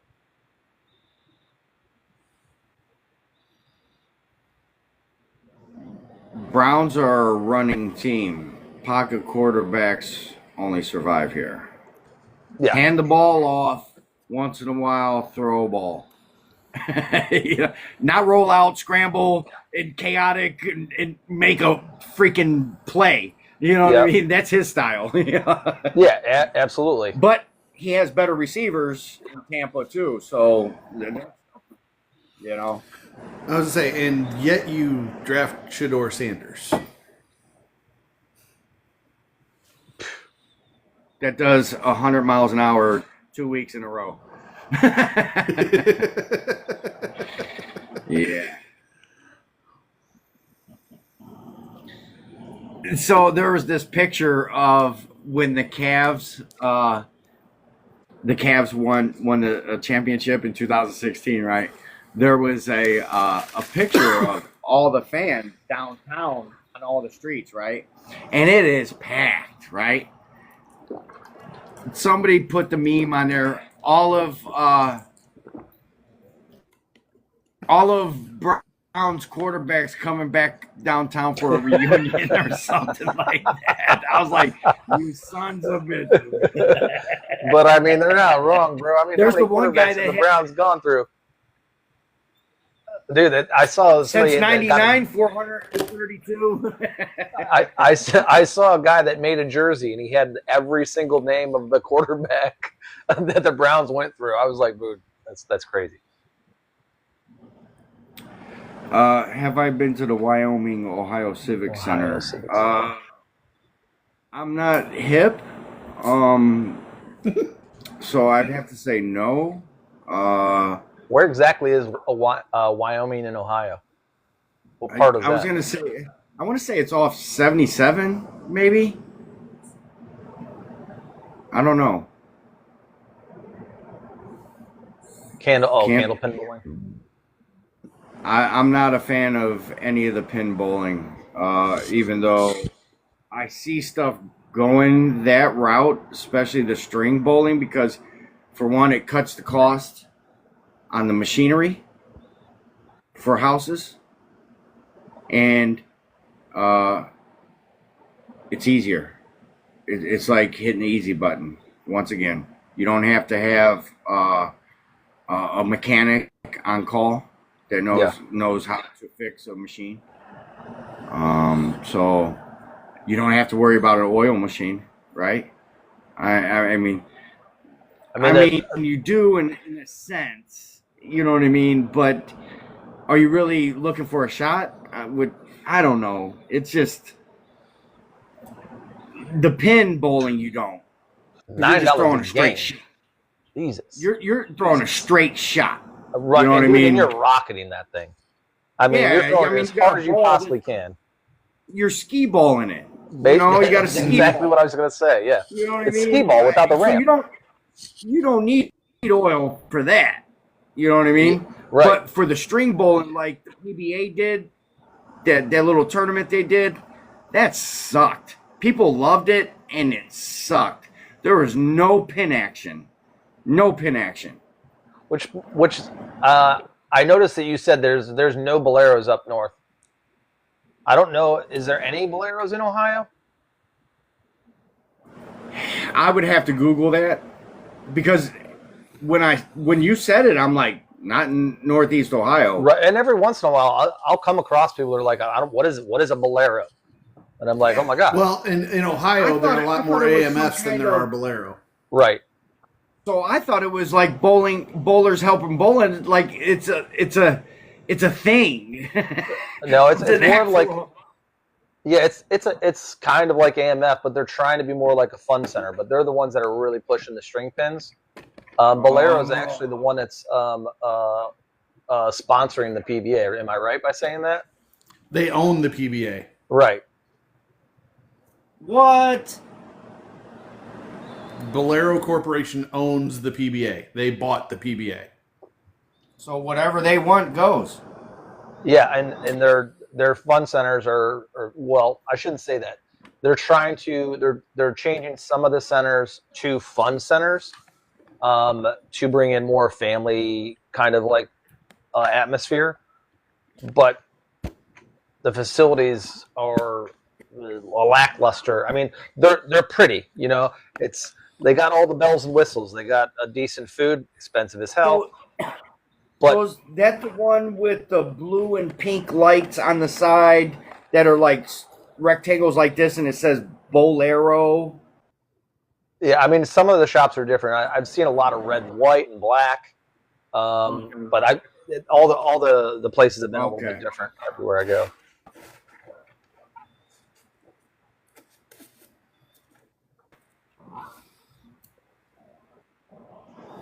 Huh. Yeah. So I guess they were going RoboCop type bowling. That sucks. But so that'll replace the small houses though. The ones that don't want to join and do that can still keep their bowling alley open. They just won't be sanctioned. You know what I mean? Like, we're an unsanctioned house, you know. Well, I mean, you can still be sanctioned by the USBC and not be part of Bolero. Yeah, and I'll say that though, Bolero, yes, they're buying up a lot of places, but they're technically only buying larger houses, or they're building brand new facilities. So they're not really necessarily attacking some of the smaller mom and pop alleys, which I'm grateful for. Well, they better. But I mean, honestly, but their prices are ridiculous, man. I mean, what they charge per game, it's outrageous. It's like $9 or something like that a game. I went to one of their places where it was $9.99 a game. Yeah, I went there for Thanksgiving with my wife and my in-laws were in town, and we had some other friends that were a little bit farther north. So we decided to meet kind of in the middle. And there was a Bolero. They're like, "Oh, let's all go bowling, blah blah, have fun." And dude, it was like, I think 8 of us, and only like 6 of us were actually bowling. And it was like, for 2 hours, it cost us like $500 and some bucks. What? I mean, yeah, I get it. It was things. That's like Yeah, that's like 2 or 3 parties at my place. bro. I was like, when we got the final bill, I was like, "You're out of your mind." It'll be the last time I do this. Although we don't offer food. Ours is just bowling. We don't have the Oh bumpers. no, there was no food included in this price. This was just bowling. Ouch. And they said, "Oh, when you reserve the party, it's cheaper." Nah, it wasn't. Not by any means. Unless you're knocking off like $400. Hey, Nathan. All right. Well,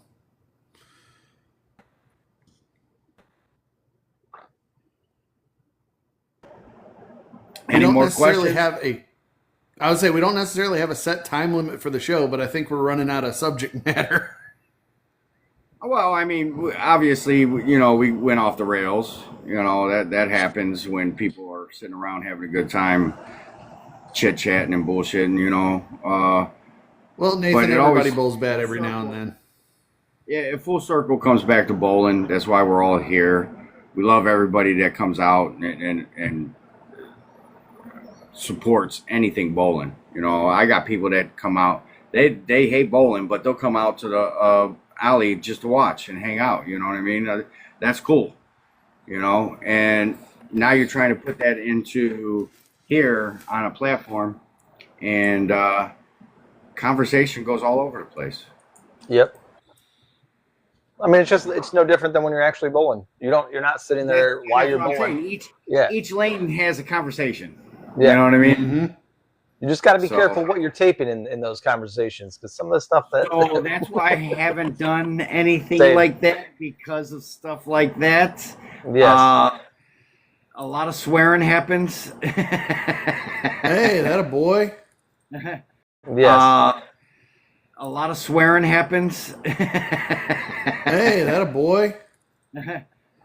You'll see a lot of adult beverages. Smoking because that obviously Right. You know, that's outlawed now. laws now. You know what I mean? But I could definitely set it up and watch my whole 3-game set. You know what I mean? But I'm just gonna keep it at. I did do the one where I was strike frame, man, and the pot was like $300 something. Nice. Man, I hit that and that 10 pin stood up. I was like, and dude's filming it. I'm like, double whammy, like, ugh. Like, oh no, there's Well, I proof. mean that's why when I wear my mic when I'm streaming my lives, I'm like, if you are not a fan of profanity, you might not want to stick around for very long. I mean, that comes hand in hand. I mean, the first thing off your hand is the F word. if you knew you threw it wrong, Well, I think Brian can attest to this. Brian watched almost all of my league from Thursday night this year. The most common phrase out of my mouth when I throw a bad shot is "oh shit." Yeah. what's this gonna do? Yeah, I love bowling and I love you guys for what you're doing. This is why I've always honestly Mighty, ask away. you guys are actually what started me to actually upload my content, bowling content, because I was like, you know what? Because it's a small community. Bowling's a small community.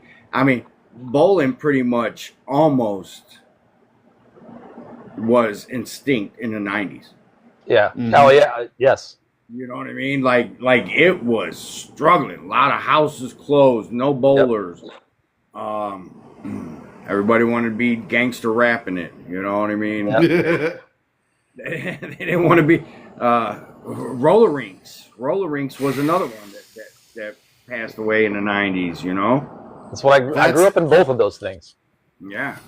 That's a tough question, guys. Strong and Mighty said everybody can always assume somebody might be sandbagging their average. What's the proper way to prove it? The only way I can think is if you pull their tournament average and you compare it to their league average. If their tournament average is 20 pins, 30 pins higher than their league average, that's a pretty good indication somebody may be a bagger. Yeah, but You put something on the line and you take bowling a little serious. Oh yeah. My league nights are hangouts, having fun. If I score good, I score good. If I bowl crap, I wake up the next morning and eat breakfast. You know what I mean? Like, it don't really dictate your life. But when you put money on the line, or a place, or a trophy, or a plaque, or you put something on the line, your mind works a little different. Yeah, absolutely. Well, I mean, and when I say it, the league average versus the tournament average, I'm talking over like a period of years. Yeah. If it's like 2 years and their tournament average is 30 pins higher than their league average, that's no longer a coincidence. That's no longer focus. That's a trend. It happens. And honestly, if there's like a 15 pin difference, that's just the difference between sometimes your tournament standings to your league house. Because my league house is harder than actually my tournament stuff, which is stupid. Mm-hmm. I need to go back and look at the past 2 years for this Big Dicky tournament. I wouldn't doubt if my average is 250. Swear to God. No lie. No lie. I wouldn't doubt it. Well, and that's why I said it's got to be like a constant, like every tournament they throw is constantly higher, because you can have outliers like that. Anybody can have a good day and shoot out their ass. Yeah. That's Not right. not saying that, but what I'm saying, when you bowl 10, 12 tournaments a year, Yeah, I'm not a big guy. Yeah, And I'm small. you're I'm not constantly. going to all these. My buddy does want me to go to the senior tournament. I couldn't go this year because of the food truck, but he said next year plan. It was at Yorktown this year, Brian, in Yeah. Parma Heights, Yeah. where the senior tour was, and he went, and the first day was like it was like all of our friends. It was like I don't know if you guys know Spanish American League in Cleveland is real big. I haven't heard about that. Yeah, it's huge. Spanish American League is huge. We go to Chicago to battle Chicago. So it's Chicago comes here one year and we go there one year. Gotcha. So, Yeah, all right. yeah. So it's huge. Huge. I mean, like Saturday, this is like one of the biggest money leagues in Cleveland. I mean, we're predominantly Hispanic in Cleveland, you know. Right. Where I grew up on 52nd and Denison was predominantly Puerto Rican, you know. So it all of them started bowling. You know, that was the thing to do. Was we had carousel lanes. I don't know if you remember carousel lanes. Yeah, I do remember. Yeah, we had a carousel lanes at Ridge and Denison, and we had the skating rink right next to it. Yeah. That Fridays and Saturdays, that place bumped. Was that a United Skates? Yes. Yeah. Yes, yeah. Man, you just brought back some memories for me, buddy. God. Cheers, brother. Oh, yeah. I just had a thought that you could use for some of your content. Since everyone's calling you a sandbagger, you get yourself a pot. Instead of gold, you just put some sandbags in that thing and you just start chucking it out to people.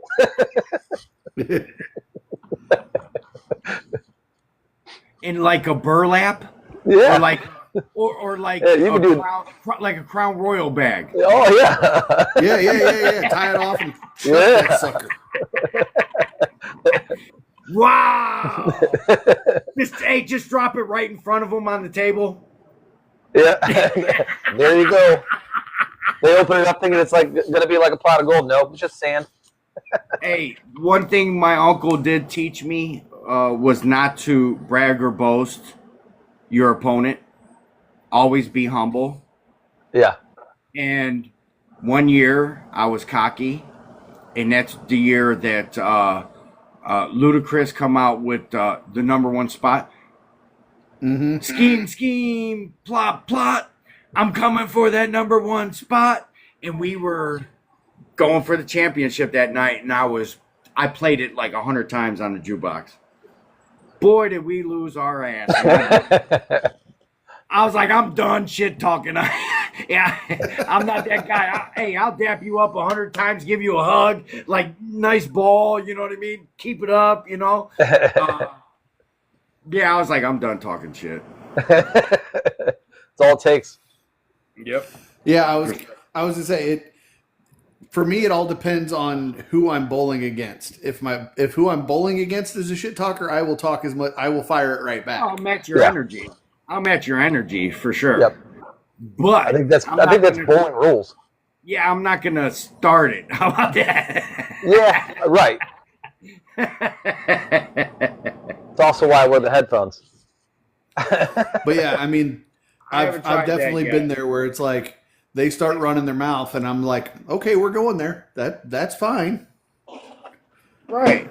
I mean, it's okay to do it. I don't like you asked what was my pet peeve. Like a lot of people, that's their pet peeve. You know? Yeah. I'll talk smack to you as you're on your approach. I'm not being quiet back here. Hey, I got the water bottle. You know what I mean?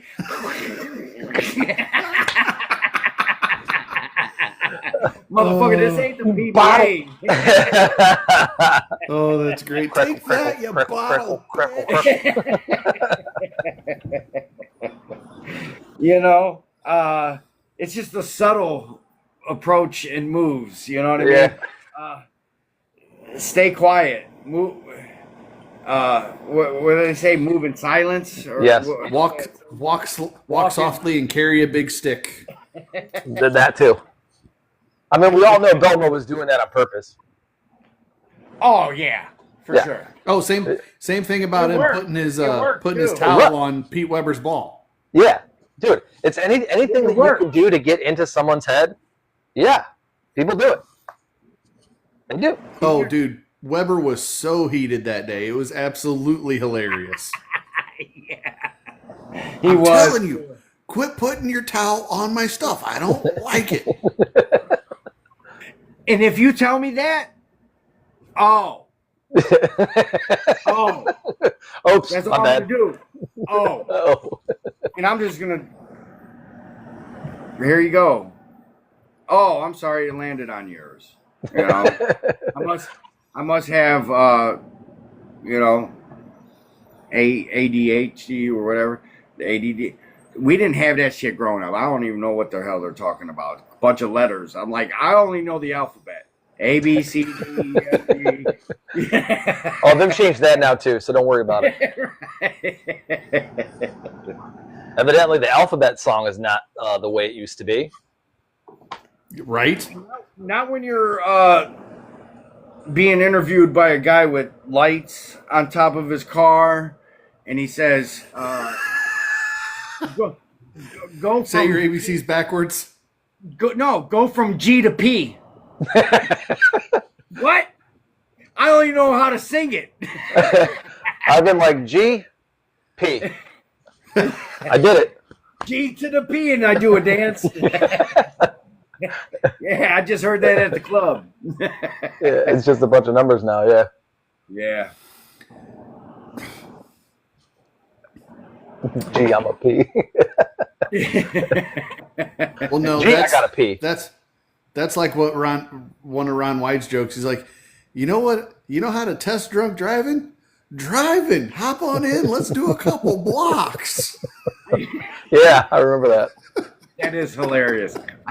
Man, I miss that guy.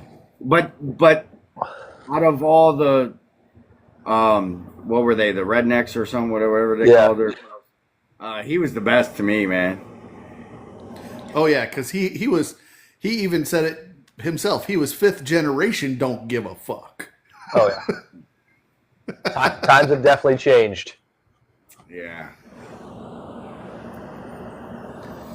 Oh goodness. You ready to shut it down, man? That's up to you. You tell me. Yeah, it's pushing 10 o'clock here, which means it's pushing 11 o'clock his time. Ohio, I think you're in East time zone too, aren't you? Hey, I don't have an event till 4:15. I'm good. Man, I'm going to sell some food in Medina. what is it with the bearded guys and staying up all night? Because Bearded Wonder didn't want to get off. He's like, let's go. I'm ready to go all night. I didn't start to 9 o'clock. It's not like I had a pregame warm up. You know, I'm just I'm just finding my groove right now. You're gonna shut me down. I'm gonna have to either go live on YouTube or find somebody else that's live. Oh man. Easy, But Cobra. yeah, some of us have to get up early and actually go to work because I sell insurance for a living, so I got to be functional in the morning. Hey, there's the little kitty cat. Meow. Cobra's in the house. With his Cincinnati kitties. Oh Lord. But is there any I'm in last St. Louis. I can't even say questions? anything about football. We've lost more football teams than you guys have created. Well, welcome to Missouri. The Bengals, yeah, exactly. Which I can't say anything because my wife's from Cincinnati and I'm all Ohio, to be honest. Honestly, they host a phenomenal Oktoberfest. If you guys ever have the chance to go, you like Oktoberfest, or somebody you know is German and they like it, send them Cincinnati way. They do it. Yeah. They're the biggest in the United States. Only they're only second to the big place in Germany that does it. Yeah, the other place is Columbus has got another great area that they do Oktoberfest too. There's a German restaurant that is like, I think it's number 2 in Ohio, and that place banging. Nice. I have to put that on the list, man. It's in German Village if I remember correctly. And that's same thing with Cincinnati. There's Germantown, Yeah, and they got the banging. What you call it was down there. Guy Fieri. Diners, drive-ins, and dives. Diners, drive-ins, and dives. Yeah, yeah. That's where I found a lot of my restaurants to go and try. Was through him. Oh, me too. yeah, Sausage Yep. House. Now you don't have to watch that hour show with all the commercials. You got people creating reels and TikToks and YouTube shorts and Instagrams, and you could watch a quick rundown of the restaurant and be like, boom, that's on the list. Didn't know it was in my backyard, you know? Right.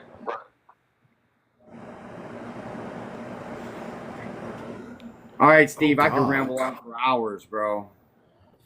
Oh no, sorry. I was scrolling You through better- YouTube you- and I just found the you replay of the 2000 and the producer. I just ran across on YouTube the replay of the 2004 PBA Masters. Oh, you're gonna be up for another hour. Right. Just without us yapping in his Oh. ear. Oh, and they bowled it at Miller Park, which is now like American Family Field. So they actually bowled it in a baseball stadium. I used to like when they used to bowl outside, like at the amusement parks. Yeah. That was fun. That was the 90s. See, they were trying to bring back. Yep. They're trying to bring that bowling. back now because Yeah. the World Bowling League is going to start doing outside events. So there is this one reel that I've seen where dude built his own, and, Yes. it's got you see it The ramp. it's not smooth. You can see, and it's got like a pin setter back. You know, Yeah. dude's up on the ladder. Hilarious. I'd do it in a heartbeat. I'd do it in a heartbeat. I'd probably use that, but more than I use my banging ass cornhole boards that I barely even break out, you know. Oh, Bags. goodness. Them are some Bags. names I haven't heard in a long time. Sandbags. Or toss. Toss. We're playing toss. No, you're playing cornhole. There's a bunch of corn in this bag. Okay, there's a name that I've completely forgot about when we were talking about our favorite bowlers Uh-huh. during this particular time frame, like that early to mid 2000s. Danny Wiseman. Oh yeah. Yes.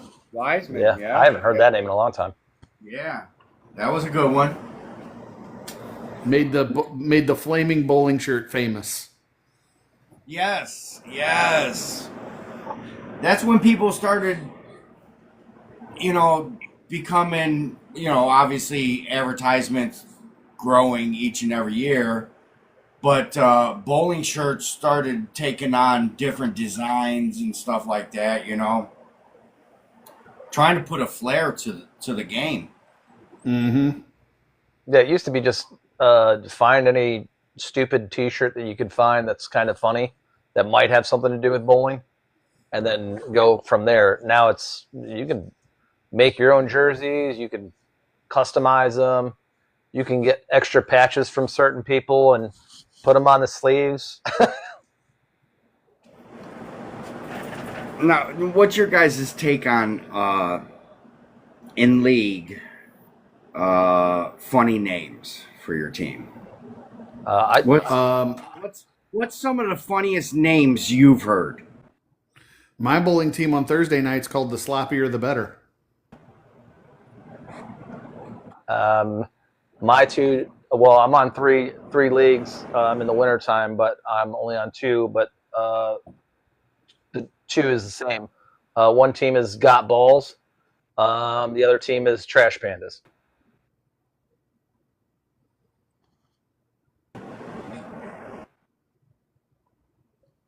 We had a team that was in our league that was an acronym. It was SMAL, but it Team stood for Eyeball. 6 middle-aged losers.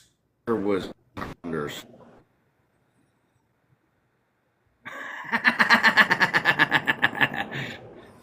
Filet One mignon. of our teams was Cox or Us.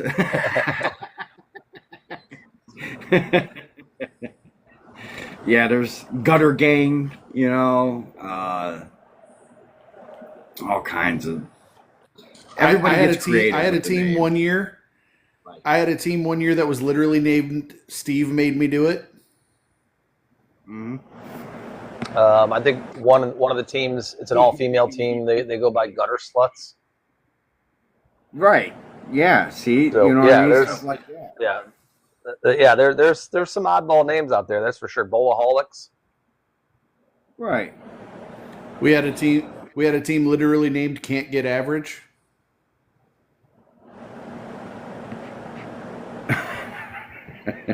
Matter of fact, I know there's a team that it was a couple years ago.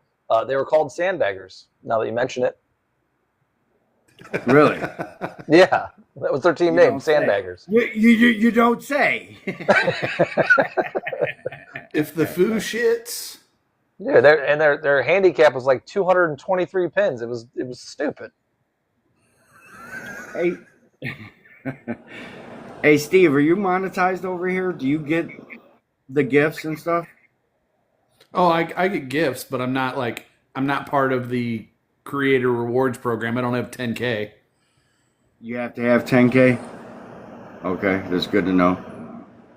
Because I made 1,000, and they were like, you can go live and all this.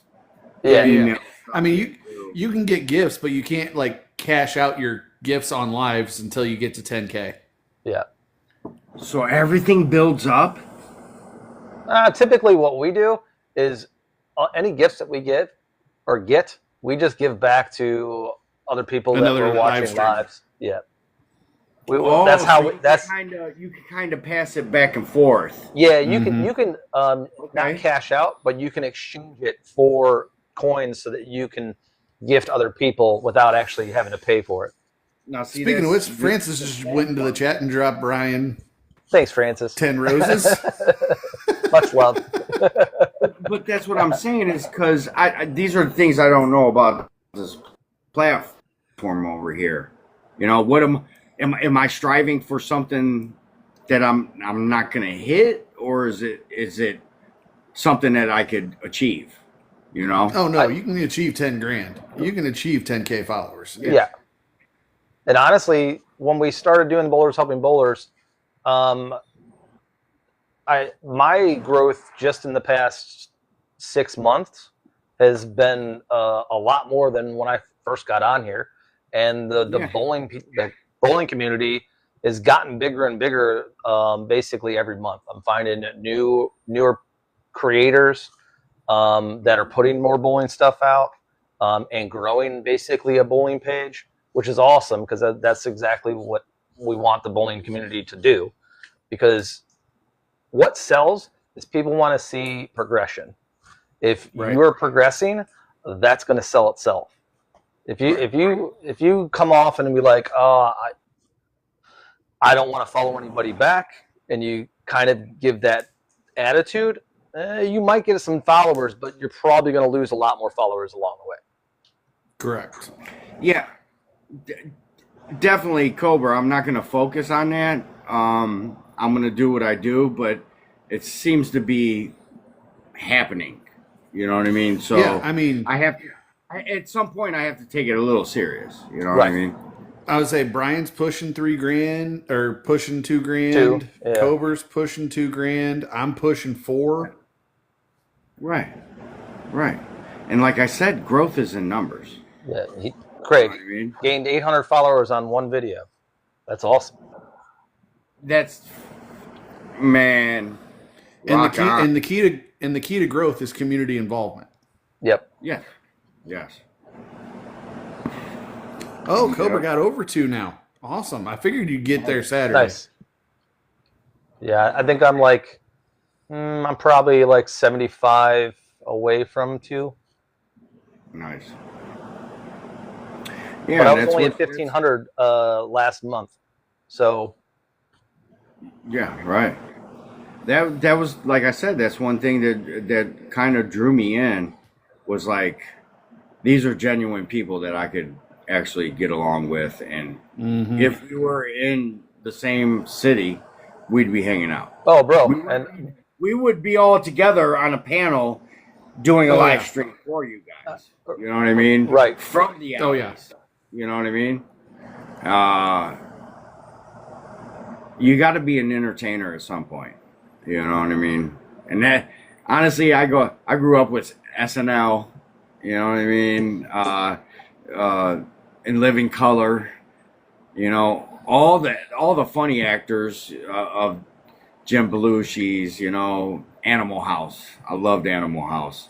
You know. Oh, yeah. Animal House. Blues Brothers. Right. Blues Brothers. What's the... Oh, good Lord. Francis just cleared out another one of my gift goals. Thank you. You are way, way too kind. I don't deserve it. Thank you. Thank you, Francis.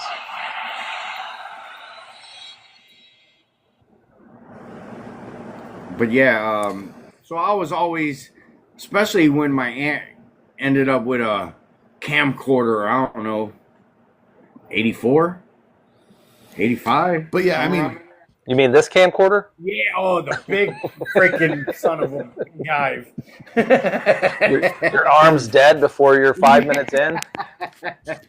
and that's the big thing there. Like, the bowler Brian said he's trying to talk more in his video post. Yeah, I mean, you post your content, but you gotta throw a part of your personality in there to differentiate yourself from everything else.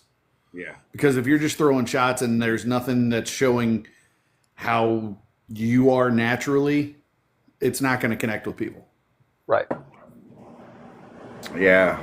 You have to give them a little piece of you as a person before you're going to get like any type of real acknowledgement.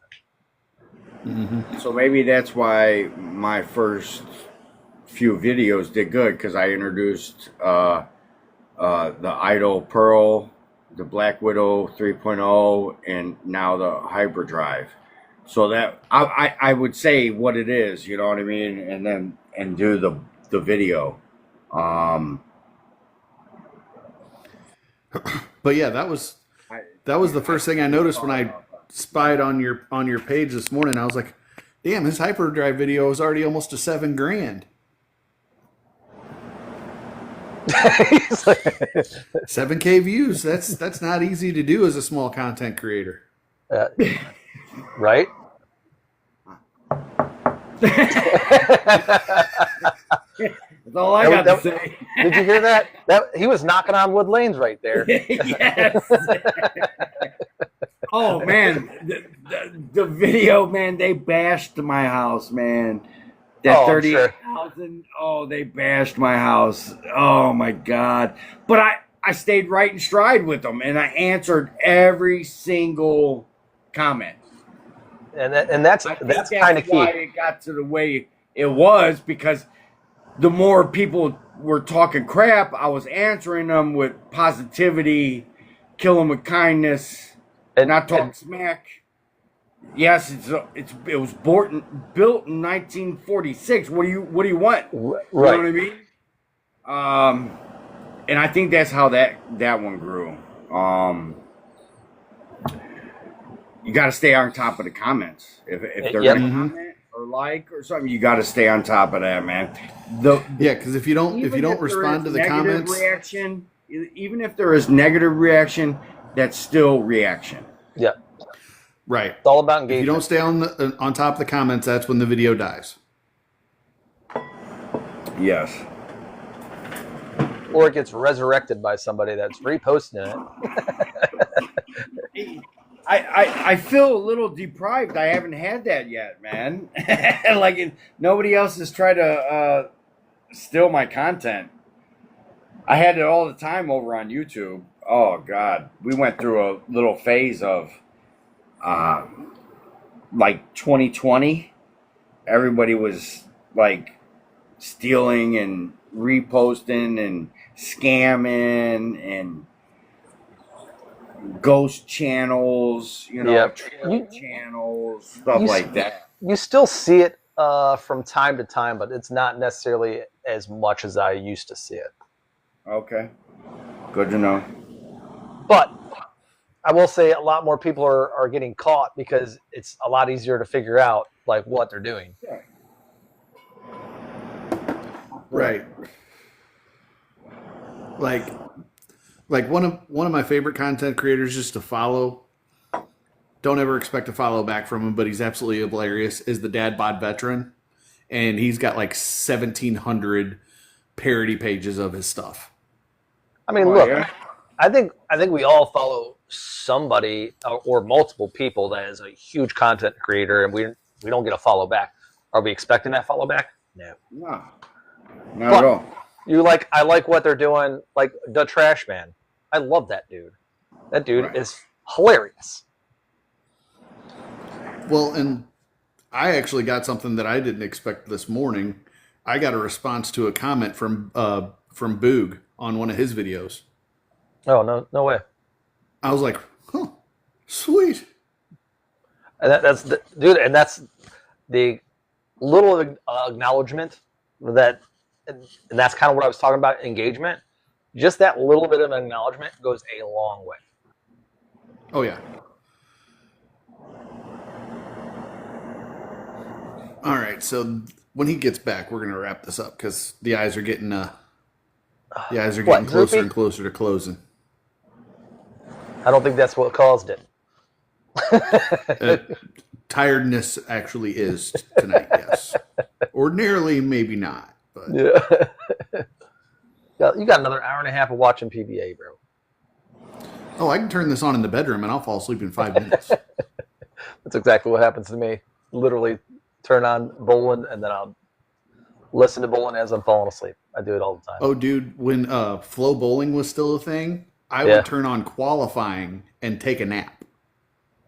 I literally save stuff in my DVR just so I can listen to bowling as I'm crashing out. Mm-hmm. Nothing more soothing than listen to pins just crash. It's like the dude when he was in The Big Lebowski when he's laying on the carpet and he's just got the cassette tape of one of his Masters tournaments. Yeah, exactly.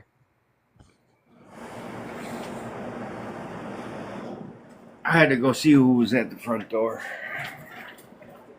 There was nobody.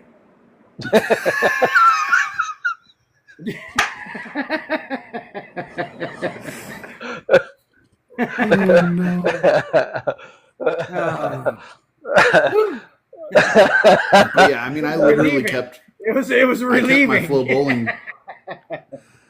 I kept my Flow Bowling subscription for years just so I had stuff to fall asleep to. Yeah. I don't have a bowling streak. I feel like I could see everything on YouTube or Facebook or any other TikTok or any other platform Yeah. after fact. Like I don't pay for UFC fights or pay-per-views or boxing or anything. Oh. I'm gonna see it the next day. Dude, Somebody's honestly, Somebody's gonna poach it and post it. dude, and a lot of the times, like how I get to watch a lot of Browns games is on TikTok through a Browns backer club that is out of Tampa. Oh, And sometimes, like even if I'm can't see Bengals games or something like that, all I do is get on here. I go to search engine, type in Bengals live or Browns live, and it'll give up all the live people that are basically posting the games and you ever streaming come it. across Chef Zay? Oh yeah. Yeah, that's my dude, man. Oh, yeah. Nice. Yeah, Big Willie. Big Willie is Yeah. a super fan that goes to the other stadiums and he sells the big fan chains. Mm-hmm. Yeah. Yeah. Before the stadiums were selling them, he was. They sold his concept, man, with the big. Oh, they There's saw money.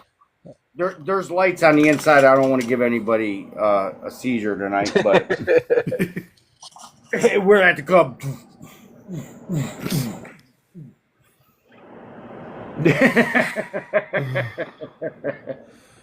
All right, boys. Well, It's unfortunately, I 11:15. think. Do what? I said it's 11:15. Yes, it So is. we're at 2 hours and 15 minutes. So I think that's I think that's a good cutoff time. But we'll definitely talk again. I know we're gonna have another live with you for sure. Yeah, Yeah, 100%. It was a blast. Yeah. Hopefully we get a better connection than the 32K dial-up to start next time. Okay. Well, like I asked him, I said, "What streaming service do you use?" So see if we could do that. You know what I mean? Like third party it. You know, I don't know. That's just I use StreamYard for YouTube. I don't know what you guys use. I was using Streamlabs for a little while. Streamlabs, okay. That's like when I was doing my live bowling on Yeah. Twitch. I was using Streamlabs. Because you do it from your phone. Mm-hmm. Yeah. So I got a badass gaming laptop, and so I go through StreamYards. It's a lot easier. It's like your ABCs and 1, 2, 3s, pretty much. Well, now when I start gaming on TikTok more, because I tried it a couple times and it wasn't too terribly bad. What I do is I run OBS in the background and then I mirror that window and send it to TikTok. Right.